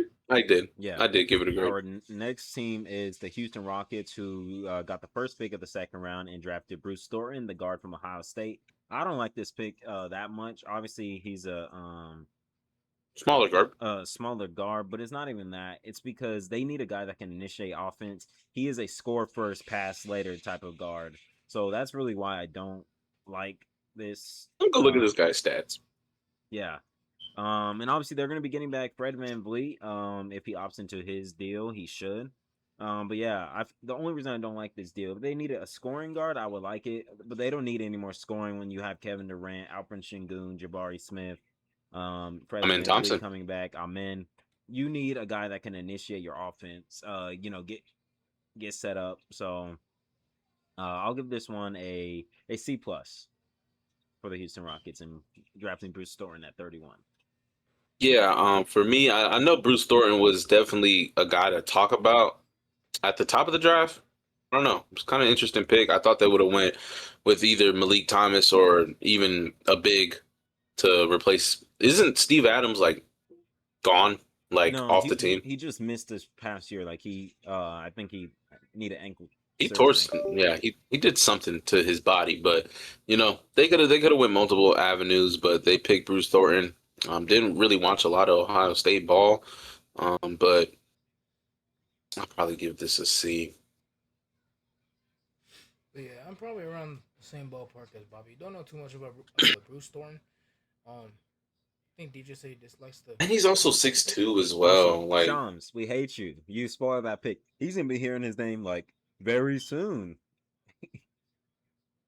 Oh yeah, didn't he say he shook his hand? Yeah, he said he shook his hand, and he was like, he'll be shaking else. someone else's hand very soon. Like, so like right when he said that, I was like, oh, he's going with the first pick, but I knew it wasn't gonna be the Knicks. He thinks he's sly with that, but yeah, I'll just give it a C. Don't know too much about bro. So, sorry. Shams was like, So he was. he couldn't leak the picks. Thank you, Shams. Thank you for not leaking the picks this year. Thank you, ESPN, for hiring him so he won't leak picks. Can ESPN hire Brett Siegel next? The next guy that was leaking the picks? Bro, I feel like the NBA should put a restriction on some of these journalists to not spoil picks. Because I want to know mysteriously. Yeah, I want to know mysteriously, but I want to have my Twitter notifications in case there's a trade. Like there was many trades. Like exactly. I wasn't gonna know Terrace Reed was traded to the Spurs until like 5 minutes later if I didn't look. Literally. So, but that's the allure of the draft. You won't know what's happening until like 5 minutes later. In Brooklyn, yeah. But I'm not. Well, yeah, of course. Online, so I want to know what's going on. But yeah. Our next team is the Indiana Pacers, who got their guy, the most obvious Indiana Pacer, Braden Smith. Not much to say. A nice playmaker, a smaller guard. Reminds me of TJ McConnell. He's a little smaller than TJ McConnell, actually, but he can score a little bit too. Can drive. Saucy. Get to the rim. Yeah, he's a saucy white boy. Something Bobby said he hasn't seen. He's a saucy white guy, bro. Bobby, I don't see a lot of saucy white guys like that. Saucy white guys, especially at the guard position. Other than like, I don't know. I'll just give this one a normal C. You know, it's not too much, not too little. They got their guy. He could be something. He can be a nice rotational piece for them eventually if TJ McConnell leaves. You know, develop him behind TJ McConnell for 2 years, and guess what? Bring him up, and now like, wow, we got this guy in the second. He's just our next TJ McConnell. So, but honestly, he's a way better scorer. He's a way better scorer than TJ. Hits his little minis. Hey, by the way, the little 100% from the field on those things when he's playing the Hornets. Like I swear, I've never seen him miss one of those. Like obviously he misses some, but like anytime he plays us, those things they're just straight cash. They're going in. Boom, and it's such a good shot too. And yeah, he's jumping off 2 feet. Yeah, like his knees are bent like mid-air, and he's like, yeah, it's like short. It's a weird shot, but you know, I just had to talk about TJ McConnell a little bit because I swear, even Eric Collins knows. He says, "Oh no, TJ McConnell's coming in." But yeah, after we stole their pick, Indiana really couldn't go nowhere else. But I think didn't they trade into the second, or that was their like traded pick? Cam Jones and a future second. They traded. Yeah, they did that last year. Criminal. Yep. Oh yeah, he is. Alleged. No, he was definitely. Or is that on his record? I think it's on his record now. I'm pretty sure he's dead. You know, we might know a guy or two who's, we'll keep that under wraps. So, Break. You have to keep turning. You have to turn. Oh fuck! Yo! Fuck! Oh my god! Maybe. But yeah, I really like this pickup. When I came from the mail, I think. And DJ has said the Pacers are trading for this pick. I'm like, oh, Braden Smith, come on now. But yeah, I'll give this a C as well. Yeah, I like the pickup of Braden Smith. I'd also give this pick a D. What? I'm just kidding. Bro just wanted to be a hater. I hate Braden Smith. All right. Next team is the Memphis Grizzlies. Before I even say the players, this is one of my only A pluses. They drafted Cam Boozer, Kareem Lopez, and even Richie Saunders, who can be a nice off the ball shooter and defender. Yeah, no, with Cam Boozer, obviously, like I said, My rookie of the year prediction. I just feel like he's the most complete player going into this draft. Him and Edie should be a nice pairing. Obviously, there's some floor spacing concerns with him and Edie um, on the floor. Sorry, I just seen a tweet and it mentioned Charlotte Hornets and Houston Rockets. I was like, what is going on? Um, Breaking uh, news. We have a trade. uh, Just imagine Miles Bridges to the Rockets. oh, it actually says the who? Hornets are not pursuing Jaylen Brown. Thank God. Okay, He's still in good, room for Clippers. good. Because if Thank we had to give it to God. Brandon Miller, I would have hated it. But yeah, no, Cam Boozer, he's gonna. I'm telling you, he's gonna be he's probably gonna average 18 points, almost probably a double double. So like around 11 rebounds and maybe up to 6 assists because he's gonna be that point forward for that team. He's gonna initiate the offense. Obviously, they're still gonna get a point guard, but he's gonna be that guy that's there to initiate things. And then Kareem Lopez, like I mentioned earlier, I just really love what they did in this draft. They done something right. It is an A+ draft. And then Richie Saunders, nice shooter. Obviously, only concern is coming off of ACL tear and his age. Yeah, I'll go along with DJ as well. This is absolutely one of my favorite drafts as well. I'll probably give it an A, but Cam Boozer, obviously number 3 pick. Yeah, he does everything well. He does everything right for a guy that plays a power forward position. And then picking up Kareem Lopez, as I said earlier, I'll probably watch him a lot. I'll probably watch that whole team for a good amount of the season. But yeah, this draft was really good. I like the players, all 3 of them that they were able to pick up. Yeah, Richie Saunders is a bit on the older side, but he has a lot he could do, especially when it comes to scoring and playmaking. But yeah, I'll definitely give this draft class an A for the Memphis Grizzlies. Yeah, I also like this draft class of the Grizzlies. Oh, Grizzlies. I like the Cam Boozer pick up at 3, as well as the Kareem Lopez. I wonder how how he's gonna play with the Grizzlies. Um, but yeah, I give it a I solid hope they A play. as well. I hope they play him a lot. I hope they do. They have to. Yeah. Son of a. Stop connecting to my Xbox, bro. You're going to piss me off. And now my OBS just froze. All right. Our next team is the Miami Heat, who did end up having a pick, even though they obviously traded for Giannis.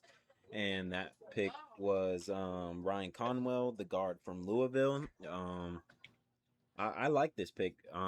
With him shooting nearly 10 threes a game, he averaged 30, almost 35% from. 10 He threes averaged a game. 35 from 3 this year, so that's nice. That's a plus. Yeah, it's a plus.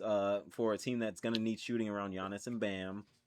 And even Davion Mitchell, if his 3-point jumper doesn't take another shot. So I like it. I'm gonna actually give it a B+ for getting some value out of this draft, even though you didn't have your first round pick. Right. Yeah. I saw that he's a pesky defender too, isn't he? He's one of those guys. Everything the Miami Heat want. Yep. And that'll fit right into Heat culture. So I'll give this one a B-, especially after getting rid of your first round pick. I think we're good now. What's our next team? We said, oh, Timberwolves. Is the Milwaukee Bucks. Milwaukee Bucks. Oh my! They I think this is Braden Burries, Nate Ament, and they drafted Malik Lewis as the last pick of the draft. This is one of those for the future type of drafts, and specifically the Nate Ament pick. It's not what he is now; it's what he can become. Braden Burries is one of those guys that can contribute now, but maybe in like 3 or 4 years, that's when he's at his peak. Yep. So he's only 20 though, right? He's only 20, and that's the thing. He's 20, but yeah, he plays a lot older. He's a lot more mature. Older player. This is definitely a A- draft for me. It's not one of the best because obviously you got to factor in if Nate Ament does become a bust. Yeah. So A- because of what it can be, but I can't give it an A+ yet. If Nate Ament becomes what they project him to be, this is an A+ draft all the way. Yep. Yeah, I'll agree with that. You know, the Nate Ahmed pick is a bit of a up in the air kind of thing. You don't know what he can turn into. Obviously, there's a lot of potential with him, but I'll give it an A minus as well because you know Braden Burry's really solid player, and I like where they were able to pick him up. Nate Ahmed, of course, is a future. Kind of look forward to him in at least 2-3 years, and then we'll see what happens. And then Malik Thomas, or not Malik, what's his name? Lewis? Last name Lewis? Malik something. Malik, I know it's with the yeah, it's Malik Lewis. with the Q, by the way. Yeah, Malik. Yeah, but I'll give this draft an A minus as well. What if his name is actually Malachi? Okay. You don't Anyways, Just shut it up, man. I'm gonna be just like Braden Burns, bro. know. What team is it? This is the Milwaukee Bucks. Raptors. Oh, the I Bucks. don't know how you got the Raptors. Bro's just guessing. But yeah, with Comment the El pickup Gasser. of immense, GeoGuessr? Video Don scene? Desser, Lakers in 5. Anyways, What is a Don Desert? What is that? I don't know, just random word. But yeah, with the Nate and the Flemings pick. No, who was the Nate Ament, Braden Burries, Malachi. Oh, the Lewis. Burries and Malachi. the Burries and the Mint pickup. I would like this pickup, but yeah, if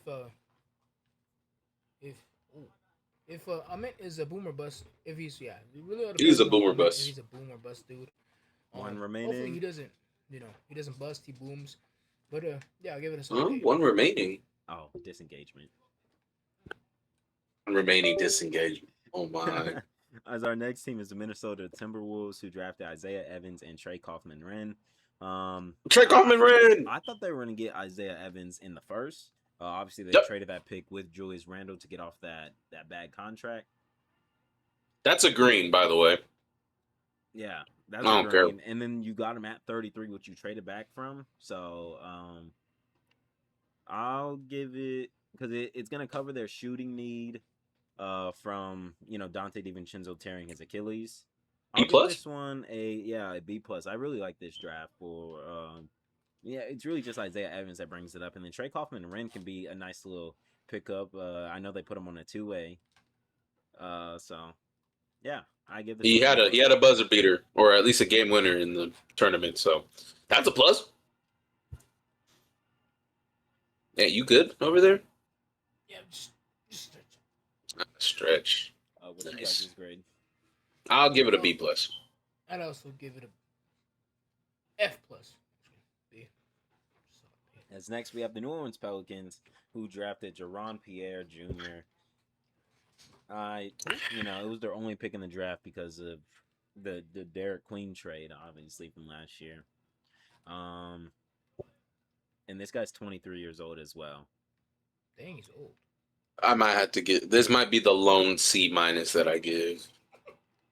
No, Maybe. this is a D plus for me. Oh damn! Who is that guy, Mm. dude? I just I don't know see who a he is. world where this guy becomes a rotational piece. I hope he does. I hope I'm wrong. What was he obviously. picked at? 58. 58, yeah. He has a very slim you gotta chance. show out in practice, and in the 2 minutes of game time you gotta show out, dog. What's his name? Jerome? Jaron Pierre. Jaron? Jaron. What a name, bro. J-A. You're gonna have to show out, dude. Pierre. He was in the high What? school class of Oh, 2020 yeah. with Cade Cunningham. So he And he spent 6 years in college. what He was went from Southern Miss to Wichita State to Jacksonville State to SMU. wow. All in the span of 6 years. What a life story. What a life Not story. gonna hold you. Yeah, I'm gonna have to give this a D plus, bro. I'm gonna have to give I'm that sorry, a solid Jaron, B, bro. I'm sorry. He's gonna be a dog though. I do know He went this. through all those 6 years. I'm gonna regret giving this guy a D plus. He's gonna show me. Who's not, bro? Plus, the Pelicans are really good at developing like these late round guys. For some odd reason, they just They are. are. Who knows, man? But yeah, so next team we have the New York Knicks, who got Jack KL and they got Tyler Nickel. I like it. They got some guys for cheap, some guys that they can develop. Jack KL, I feel like he could be a nice, serviceable point guard off the bench, even third string point that comes in every once in a while when injuries happen. So overall, I just give this Knicks draft a C+. I agree with that. Didn't know much about Jack Cahill until I watched the film. He has a lot of shooting potential. No, I think the only gripe with him is like defensively and like his ability to like not create shots, but like kind of get a feel of the game, I guess. From what I was able to watch, but he's coming out of Europe, so there's a lot of different differences in between the EuroLeague and the NBA, different styles of play. But I could see him being very good for that Knicks team, being probably the third string guard behind Jose Alvarado. But yeah, and then who else did they get again? They also got Tyler Nickel, Tyler Nickel, 40% 3-point shooter. 40? Yeah, during his Yeah, he is playing. He's playing. The Knicks also Both of them are playing. Their second round picks. They do. Both of them are playing, but we'll see at what extent. I'll give this a B plus, a B. I'll give it a B. I'd also Alright. give it a B. Yeah, it's definitely one of those drafts. It's one of the drafts. The Oklahoma City Thunder are next, who drafted Daymara, Bennett Sturts, and Otega Owe. This is an Can we A skip draft. them? This is an A draft. Like I said, I like them getting Bennett Yeah, Sturts. no, I just it- don't know how much I like the fit of them not getting a wing at that pick. But yeah, they took a Daymara who fell to them without even having to trade up. So that's Yeah, this is all I A gotta draft. say. It's just an A It's draft. a draft. It is an A draft. So I like it all around. All right, next the Orlando Magic. Orlando Magic. All they drafted was Isaiah Nelson at pick 51. I like that pick. Yeah, I like that pick. I'll give this one a C plus, just because of what Isaiah Nelson, he can become a nice little development piece. Yeah, I'll give it a C plus. I'll give it a C plus. I give it a C. Philadelphia 76ers. They only have one pick this Oh! draft. And it was at 22. They drafted LeBaron Furlan. I give this definitely a like minus. This is definitely like a B plus A minus range. I'll give it an A minus. I like just what he could be, just a nice scorer off the bench for them. And Mhm. yeah, that's really all he's gonna be. And obviously those occasional starts where he's gonna show out. Yep. I just want to see Hopefully. him improve as a point guard, with the playmaking. Right. I give it Ow. a solid A too. I like how he's gonna come out be a spark off the bench. So yeah. Future All-Star LeBaron Furlan. Junior. My bad. As next we have the Phoenix Suns, who only drafted Koa Pete, or they traded for Koa Technically, the Mavericks. Pete. They traded Mavericks. for Koa It Pete. should count for Ant. No, I stand by that. I stand by that with Ant. right area, wrong team. Right pick, wrong team. Right pick and right team.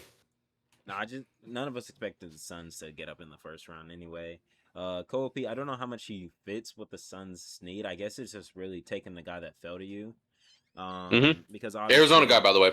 he's 6'8". He has Come on physicality. He's gonna, he got his mid-range jumpers. It's just they have a lot of guys that excel at the mid-range. With him and Yeah. Devin Booker, even Jalen Green is better, more efficient at his mid-ranges than his 3-point shooting. So it's an interesting pickup, but I like it just because he fell to them. But I don't like it because he doesn't help their floor spacing issue. So I give this one a C minus. Oh, damn. I think if he's able to, I agree. yo, I think if he's able to develop a 3-point jumper, Hold on, now I gotta find it. maybe he can upgrade a little bit. Ooh. Oh, Now what are you I gonna gotta find? A find Koa it. Pete? Sucks. No, I Just know have if he sucks. We call him cold feet, by the way. I I'm have calling a him that, by the way. picture. That Did you make that one on the fly, or did you find that one on the internet? I made that one on the fly because cold. Okay, I like that. Cold Pete. Cold feet. If he sucks. Everyone a jump shot away. and it has That is real. Zion, That is so real. Stephon Castle, Assad, both the Thompsons, Dylan Harper. Yeah, no, I was like you could say that for everyone. Literally. You could say that for everyone. Can they like with JQ? What I was telling Ant earlier, if he's healthy, you can say if he's healthy for every player. So Yep. yeah. There's a lot. I realize in the NBA, like not discourse, like fandom. There's a lot of ifs. A lot of Not ifs. not like when. So whatever. Cole Pete. I'm mad about it. I think they only picked Cole Pete because of the, Arizona. But we'll see what he's able to provide. I'll be a little bit more graceful. Nice. I'll give it a C. Because C- sounds a little harsh. You know what sounds more harsh? A D. An F. Oh. A D. So we got a C, a C-, and a D. That's an average grade of a D+. All right. I don't know. This next team didn't have a draft pick, but we'll talk about them getting their head coach because we talked about every other head coach. The Portland Trailblazers. They did not have a pick. They did not have a pick. But they did get their head coach in Micah Nori. They got him away from the Timberwolves. And That's it's insane. I've heard how he's spoken. Yep. And he's definitely going to be a good head coach. People don't like how why does a coach's deal have team options? I didn't know that. Yes, it's a 1-year deal it's a 3-year deal, but the next 2 years are team options. So it's and the only reason they're doing that is because they're still paying Chauncey Billups. Yeah, because he wanted to gamble. Yeah. So with his life. I don't know. It was yeah. It's just weird. I like the hiring. We'll see how it works out for Portland. Yeah. I'd give that a A. Oh, for sure. Oh yeah. Not gonna lie, he did a very good job when he had a being interim, assistant, interim. All right. As next we have the Sacramento Kings, who drafted Darius Acuff, Alex Caravan, and Emmanuel Sharp. This is a B+. Gonna lie, I really like this draft. Definitely a B+, A- type of range. I'll actually slide it up to A- because they got their guy in Darius Acuff. Can be your number one option now and in the future. Alex Caravan, I don't know how much he's going to contribute. Even though he should contribute year one just because of he's an older prospect. And then Emmanuel Sharp is a nice little nice guard. I like him heading to Sacramento, pairing him up with Acuff. That's a nice little get. This is definitely an A- draft for Sacramento. Yeah, I'll give it an A- as well. Darius Acuff is their guy for the future. Alex Caravan's probably the most suspect out of all these guys. And then Emmanuel Sharp, I saw a lot during his junior year. I didn't see much in his senior year, but I really like that pick. That's a really good get at guard. I know they excuse me. I know that guard position, point guard or shooting guard, is a bit of a logjam, but things will open up when Zach LaVine is gone. So we'll see what happens with all three of these guys. I'll give it an A-.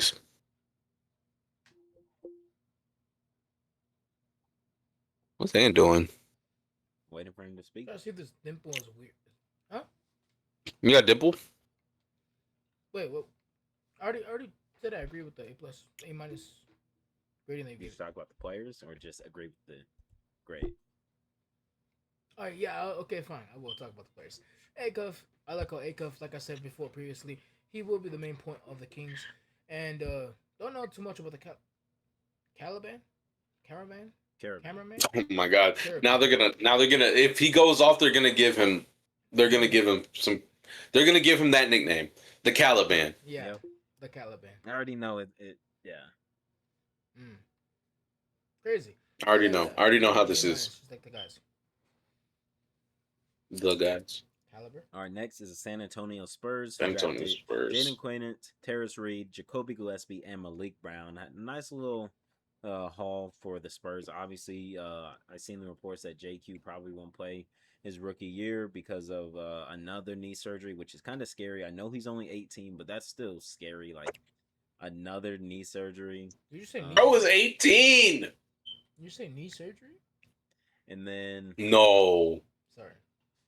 And then Terrace Reed can be a nice serviceable backup. I don't know how much if they were to play the Knicks again, I don't know if Terrace Reed would be able to, No. he It'd would kinda be literally like in the the- exact situation like Luke Cornett. Same with Malik Brown, who obviously played like a center. Maybe a forward little, for Luke. a lot better defensively though. Yeah, better Yeah, defensively, he's but better a defensively. little quicker on the feet. It reminds me of the same situation as Luke Cornett. And then Jacoby Gillespie is a nice smaller guard that they got who can score. He's gonna play some games. He can shoot a little bit. Something that the Spurs kind of needed to add. Because they all they had is just inconsistent 3-point shooters. You can't rely on Stephon Castle to hit 4 threes a game. You can't rely on Champagne to he'll have his one game a series, right? Inconsistent. One game a series. So yeah, definitely. I'll give this one an A. I still like it. It all just depends on what happens with Jaden Quainant.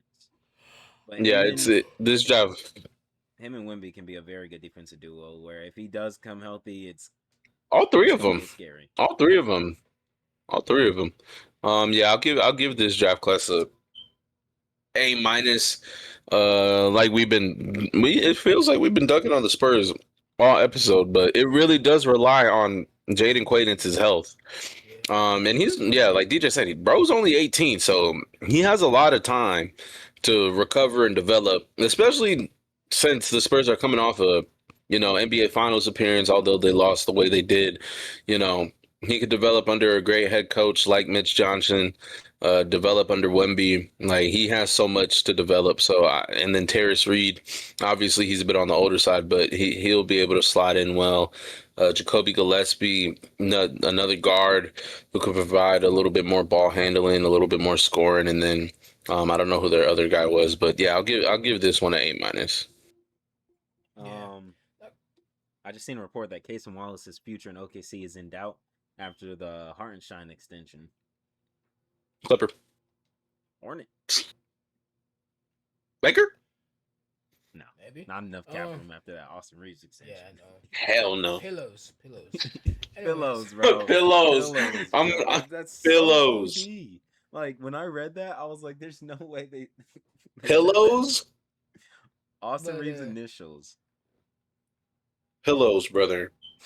And his favorite country music was playing in the speakers. But yeah. That's so bad. The Spurs a solid A. But like I said previously before, it all depends on JQ and how JQ is. But yeah, I'm excited to see. Hopefully he is healthy. I'm excited to see him play against the Knicks and Wemby. So yeah. All right, our next team is, I'll know in a second, the Toronto Raptors. They drafted Allen Graves at 19 and Jaden Bradley at 50. I'll give this one I'll just give it a B because Allen Graves can still be a nice piece. Obviously, I know I didn't like the pick, but I'm not gonna hate on it just because I didn't like the pick. It's a B. I'll agree. It's a B. Allen Graves is definitely a guy. I forget, bro's like 20, 19. So he also has a lot of time to develop as well. But it's an okay draft by them. I won't say it's a nothing burger, but it's definitely like B minus. I'll shift it down to a B minus. I think I got kicked on the neck in a dream, guys. My neck is hurting. Anyways, You got kicked in the what? He just slept wrong, y'all. Don't let him lie. He just slept wrong. Bro, dream. He's trying to. Someone's child that definitely kicked me in a dream, bro. Ow. Anyways, yeah, the Heat, right? The Heat. Raptors. You are far from the Heat, brother. Raptors. The Raptors picking up Nate. Nope. That's Milwaukee. Close. Who was the guy? Forgot his name. Allen Graves. Allen Graves. Yeah. We didn't expect him to go that high up, did we? Or No, I expect him to go around that range. No, I too. expect him to go around that range. Yeah, I expect him to go to yeah, Philly, or the Spurs. Philly or Spurs, and I feel like the But, Spurs would have taken him if he was there. Yep, because they literally have the next pick. yeah, I like this pick. Solid pick. All right, next is the Utah Jazz, who have one pick throughout this draft, and it was Darren Peterson, the second overall pick. I give this an A, not an A plus yet. I got to see the fit. Yep. Yep. There, but yeah, obviously, you know, AJ goes 1, Darren Peterson goes 2. He's gonna fit next to Keontae. I just got to see how the rest of that team fits together. Yeah, that's basically the only reason why it's an A, just the fit wise. He obviously is very talented. That's why he went number 2. But it's just gonna be fit wise, and you know, if it can contribute to wins. DP and undershirt, definitely a good combo. But yeah, Undershirt. That's how Aaron remembers Keontae. Yep. He needs to not wear that. Undershirt? Remember Undershirt, when yeah. he was wearing the baggy? Baggy? Undershirt? Yeah. Terrible. He looks like a high schooler. I'm not gonna lie. Bro, he sold my parlay. He sold all of our parlays. I didn't have him in my game. I had Parlay solder. Send this to a parlay seller. Parlay seller. Send it to him. Parlay seller. Parlay seller, parlay seller. What you wanted to be. Anyways, Anyways, but yeah, I'll just give that a solid A. I like DP. I hate. I don't like other DP though. Other DP is. Anyways, but yeah, I love DP as a player. I'm excited for DP. Excited to see what he can do next to DP. undershirt. But yeah, I don't like DP. I like DP. Let's move to the Washington Wizards. Washington Wizards, who drafted AJ DeBonsta and Felix Okpara. Who is that? Oh, Wasn't he out Who of is that? He was the Tennessee guy. Tennessee? Center / forward, the rim protector, shot Was blocking that the guy that you were demon. singing your story? Who is that? No, that was Posted someone Tamar in your story. Bates. What is Oh. Tamar Bates? What is Tamar Bates? Oh my. Oh my. Yeah, but I give this Wizards. It's just another A. You know, you took Yeah. the number 1 pick, and then if Felix can become something, he becomes something. So Yep. It's definitely just an A draft for the Wizards. Yeah. Yeah. Nothing much. You know, they picked the one guy and then Felix Okpara. Yeah. They So- one guy and then the last guy. They picked the one guy. The one guy. The number 1 guy. The number 1 guy. Yeah. Now we could finally move. Who do you want to start off with? To our Ant? favorite teams. Yes, we're gonna start with Ant, but I don't know if you guys seen. I added it to the script, but after the person who is their favorite team talks, or before, the other 2 are gonna come together and give their honest reactions and Oh yeah, grades DJ told me this last night. Like, on how- that team's. Okay. draft. Yeah, I like So that. we got, I did see it. Yeah. We'll start with the Lakers though, and with Cam Carter, because that's all you guys drafted. Yeah. We only drafted 1 guy. We were supposed to draft 2, but we came short on the second guy. Whoa. I was about to say, how do me and DJ do this? I think I'm supposed to deafen or something. I don't know. Or No. yeah, you're right. Okay. Plug my ears. Anyways, yeah, the Lakers only got 1 pick in Cameron Carr. As I said, this I think is the steal of the draft. I do like his. I seen his stats at the combine. He did score 30 with like 6 threes, like 5 rebounds, and like a few assists. So maybe he can pass. I don't know. But hopefully Anybody he- could pass. Well, I don't know. I seen his college stats. His college stats, like he's not really known for like assists. He had to be the number 1 guy. Yeah. So, but I do like him. I like his lengthy frame. He's a big guy. Like DJ said previously, if he is able to tone up, muscle up, he would be a nice like small forward, power forward. Playing up with Austin Reeves and Luka. I just excited to see that little trio right there. I'm actually sad that we paid Austin Reeves again. Yeah, just wish we could have got someone else off that. Going on. I don't know what's playing in the background, but I hear it. Pillows. But Pillows. Oh my god. All right, yeah. So looking at this Lakers draft, Obviously, just the one pick Cameron Carr, trading up a pick and just giving up cash considerations. Um, I like it. I've seen some scouts and like people that didn't like it just because they're like, you should have just went and got that big man there because Luka excels the most with a rim running center that can protect the paint as well. Maybe the Lakers have a plan in mind to go get like a Derek Lively, Mitchell Robinson later. Obviously, that's the hard thing when it comes to grading these drafts before free agency. Maybe we can come back to some of these drafts and talk about them after the first 2 weeks of free agency. But it's a little hard because it's like obviously they didn't get their big men now, but there's still a whole off season. There's still so many months before the season starts, which is what I bring up about the LaMelo trade when I'm on Twitter. I'm like, yeah, obviously it sucks now, but there's still a whole off season to go. We've seen guys get traded right before training camp in Karl Anthony Towns and Julius Randle. So like things like that can happen. But overall, I like this trade. Like Ant said, and like I said earlier, if Cam Carr bulks up, this is a phenomenal pick because I think he's going to be able to put a lot of his effort on the defensive side of the ball because this is Luka's team. Luka's going to have the ball a lot. Austin Reeves is going to have the ball a lot. Even LeBron, if he resigns there, is going to have the ball. So I really like this Lakers draft, and getting Cam Carr, he fell to you. It's an A draft to me. Okay. That's fair. Yeah, I also really I agree with Ant when it comes to Cam Carr being the steal of the draft. He definitely is up there for me when it comes to guys that I really like throughout this draft process, although I did like him super late.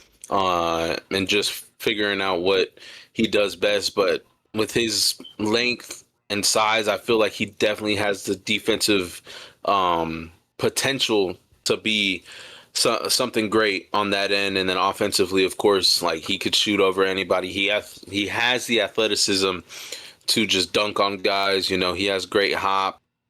He could block shots, things of that nature. And I really As a stat, one. what?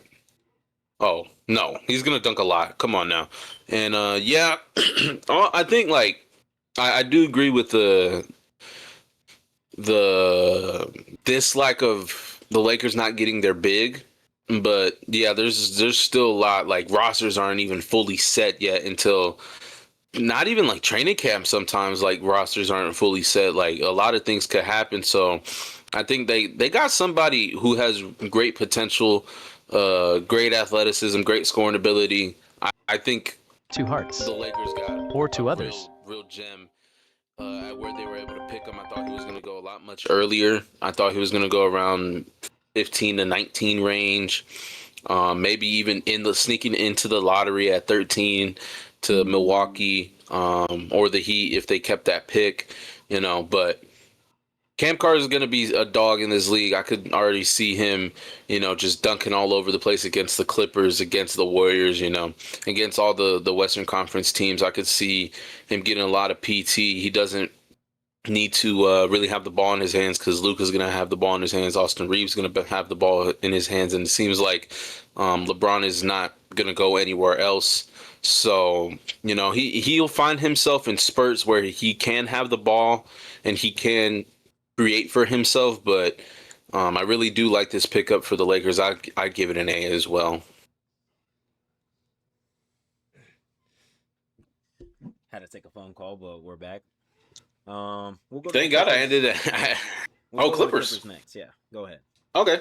All right. Well, for me, at 5, we picked Keaton Wagler. I think that was the most obvious pick for most mock drafts. I saw Michael Williams, or not Michael. I keep on saying Michael Williams. He's in the NFL. I kept on seeing Michael Brown. I kept on seeing Darius Acuff.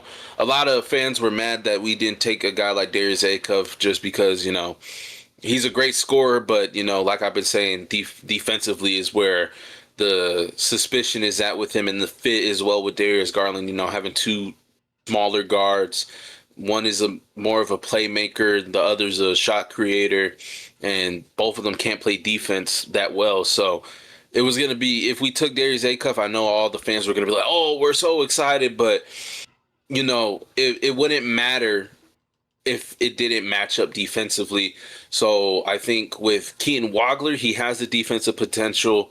I know, like, he's 6'6" with a 6'6" wingspan, but some of that doesn't really matter at times. Desmond Bane has a really short wingspan, and he's really good defensively because he could use his physicality and he could use his size, to stay with offensive players. But with Keaton Wagler, he's a really smooth scorer. He could create off the dribble. He does remind me a lot of Tyrese Halliburton and Shai Gilgeous-Alexander when it comes to not being the most physical guy and getting to the rim, but figuring out a way to, you know, grind through getting to the rim and just making tough, creative layups and things of that nature. And he could handle the ball. He did. He did a little bit of playmaking at Illinois. You kind of have to be a playmaker when you're the main point. But he plays a combo guard. He plays point and shooting guard. He's gonna play shooting guard most of the time when he's with Darius Garland. If they give him a chance to start, that'd be amazing, especially for his development. You kind of want to get as much as you need to out of a top 5 pick, especially since he wasn't really highly touted coming in to his freshman year at Illinois. Like, he wasn't ranked much. He wasn't a McDonald's All-American, So things of that nature. And then he rose his stock just playing well at Illinois. He had a couple 40-point games, not 50-point games. He damn near had a 50-point game against Purdue, scoring 46. So I really do like this pick that we made for Keaton Wagler. And then later, the next day in the second round, we picked up Baba Miller. I really like him as well. I saw a little bit of everything that you need to see except for like the three-point shot making ability. That'll probably be developed. He'll probably find himself playing in the G League a little bit for most of the season. But, all of this will depend on if Kawhi Leonard also gets traded as well. But with Baba Miller, he has the length. He's thin, but he could get up there. He can make defensive plays happen, and he could dunk the ball, of course, being at that length. So I really like that pickup. And then Nick Martinelli, as I said earlier, didn't really know much about the guy, but I know he could score. And is a really decent shooter as well. So I'd give this class, and I'm being honest with myself, I'd probably give it a B plus. It's probably within that range. I think DJ will probably give it that grade as well. Not heavy hitters. We didn't trade into the first round when I wish we kind of did that because there was so much talent still left on the board, but with the guys we got at the spot, I think we got some really good guys with really great potential, and I'm excited to see what maybe all 3 of these guys could do for the Clippers. I'll give it a B. Yeah, for the Clippers, I'm really just gonna talk about those first 2 picks. But with Keaton Wagler, I definitely like the pick. Obviously, everyone talks about the fit. I did see some people there's a world where this goes both ways, because Keaton Wagler, I know drafting for fit, but I feel like at times you don't draft for fit at 5, you draft for talent. So there's a world where this, obviously Keaton Wagler has been an underdog, like Bobby says, but there's a world where obviously this can come back to bite y'all. I still like it because Keaton Wagler fits next to Darius Garland, but I feel like, I know Connor Brown said it on the stream where you shouldn't draft for fit, especially basically like the top, like I guess 7. I don't think you draft for fit. That's when you just draft whoever falls to you and then you figure it out later. But as Bobby was saying, Keaton Wagler has that potential. I don't know how much his step back jumper will work once teams start getting film on him, NBA level scouting on him. So we'll see. And then obviously he's going to have to bulk up a little bit. He's going to have to be physical because, you can torch these college guys, but this is NBA physicality where even the shortest guys are very strong. Like David. I will say in college, he doesn't really have that quick first step. He doesn't. Like he could use his height and that sense, but he wasn't really getting past guys like that. It was a bit of a struggle for him to get past some defenders that he was going up against, especially in the Big Ten. So I do believe that it will be a lot harder for him to get past a lot of the defenders in the NBA, especially since they're a lot stronger. I still give Yeah. this draft a B plus though. Baba Miller can become something, whether it's a 15-minute per game guy where you just come in and give us some rebounds and score a little bit. Just don't ask him to shoot the three ball, like Bobby said. Nope. Nope. So yeah, overall Yeah. this is a B plus. I agree. And now we'll just get into the Hornets. Obviously, we drafted Hannes Steinbeck, who I was high on, and Christian Anderson, who I became high on a little later in the draft process. Hannes, obviously, I mentioned earlier, best rebounder in college basketball this past year. He showed some touch around the rim, showed a little 3-point jump shot. And with him, I just like what he can do as being our stretch 4, stretch 5. Obviously, this was before we traded away LaMelo Ball for Naz Reid. So I don't know where Hannes would play now. I can see lineups where him and Naz Reid are out there because the scoring ability of Naz Reid can definitely help out, and then Hannes is rebounding. And then obviously he could be a lob threat up there. He got long arms. Everyone acts like he can't jump. He can get up there. It's not like he's just not the most athletic. And then with Christian Anderson, his role has expanded in the matter of 2 days, just because of the LaMelo trade.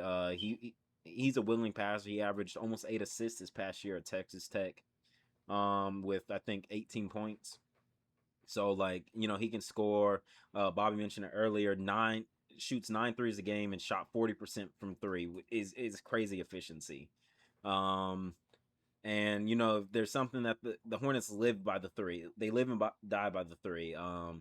So Christian Anderson's going to come in and be able to take as many threes as he wants. I can't wait to watch him at Summer League. I give our draft a B plus.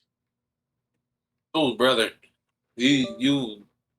I'm giving y'all an A, man. I feel like, especially at the spots you guys were able to get Steinbach and Christian Anderson. I don't think for many people they had you guys taking a guard. I don't think necessarily because LaMelo Ball was still on the team, but now Christian Anderson is now on that team and his role has expanded. He could start any time he can, or he come off the bench, be a spark plug, and then Hannes Steinbeck could easily start if Naz Reid wanted to stick to his 6-man role, and then Miles Bridges being gone. I think you guys did an excellent job at getting the guys that you really needed, guys that could easily start or be spark plugs off the bench, and you guys are a really deep team. I'd give this draft an A in my opinion. Just getting those guys at the spots you guys did. I know Hannes Steinbeck was either going 14 or 18, so it really didn't matter there. But getting Christian Anderson at the spot you guys did, really great selection, and he's going to become a really good sharpshooter for you guys. So I'd give it an A. I also agree with Bobby. I like the picks and where you guys got them. Yeah, I'm excited to see both of those guys play in the summer league and going on to next season. And adding on I listened to a bit of our introductory press conferences with the rookies. And Charles Lee was talking about the last possession because obviously most teams have like the guys they bring in for workouts run like a little 5-on-5. Charles Lee said literally the last play that ended the Christian Anderson's workout was Christian Anderson got the steal, basically the type of steals that we were calling annoying. He got one of those and yammed that shit. And Charles Lee was like, we got to go get him. He literally told Jeff Peterson right away, we got to go get that guy. Because everyone tries to use the size concerns for Christian Anderson with him being 6'2", but we've seen guys, smaller guards, if they have the ability to score, they could be successful in this league. And Jalen Brunson brought small guard stocks up. Super up. He definitely did. He definitely helped A-Cuff as well. But yeah, I definitely liked our draft, and I can't wait to watch Summer League. All these guys. Before we end all these guys, honestly, ends the intro. I'm just gonna say now we have a free agency video coming soon where we're gonna do our free agency predictions. I guess Bobby forgot. So what did you think? Why did you think we were doing the free agency video so soon? Because earlier you were like, the negotiation period's on Tuesday. I was like, yeah, that's. I was just wondering like when. It's at noon. So, right? Noon for us. I think like 3. I saw 3. 3 p.m. for us. So Wow, I think so. that's crazy. I think so. But yeah, no. Let me- So we'll be doing a free agency video. We're all gonna watch summer league this year. So we're Oh, no, for gonna sure. be looking into these rookies a lot. We'll have some summer league videos and maybe update our rookie of the year predictions and stuff after that. Maybe even update some grades once we see some guys play. But yeah, that's all I gotta say. Yep. Bobby? All right. Nope. I have nothing else. And that concludes our 78th video of the year of 78. 88. 88. 80th video of this season 2. Don't forget to like, comment, subscribe, and yeah, we'll see you guys in the next one. Later.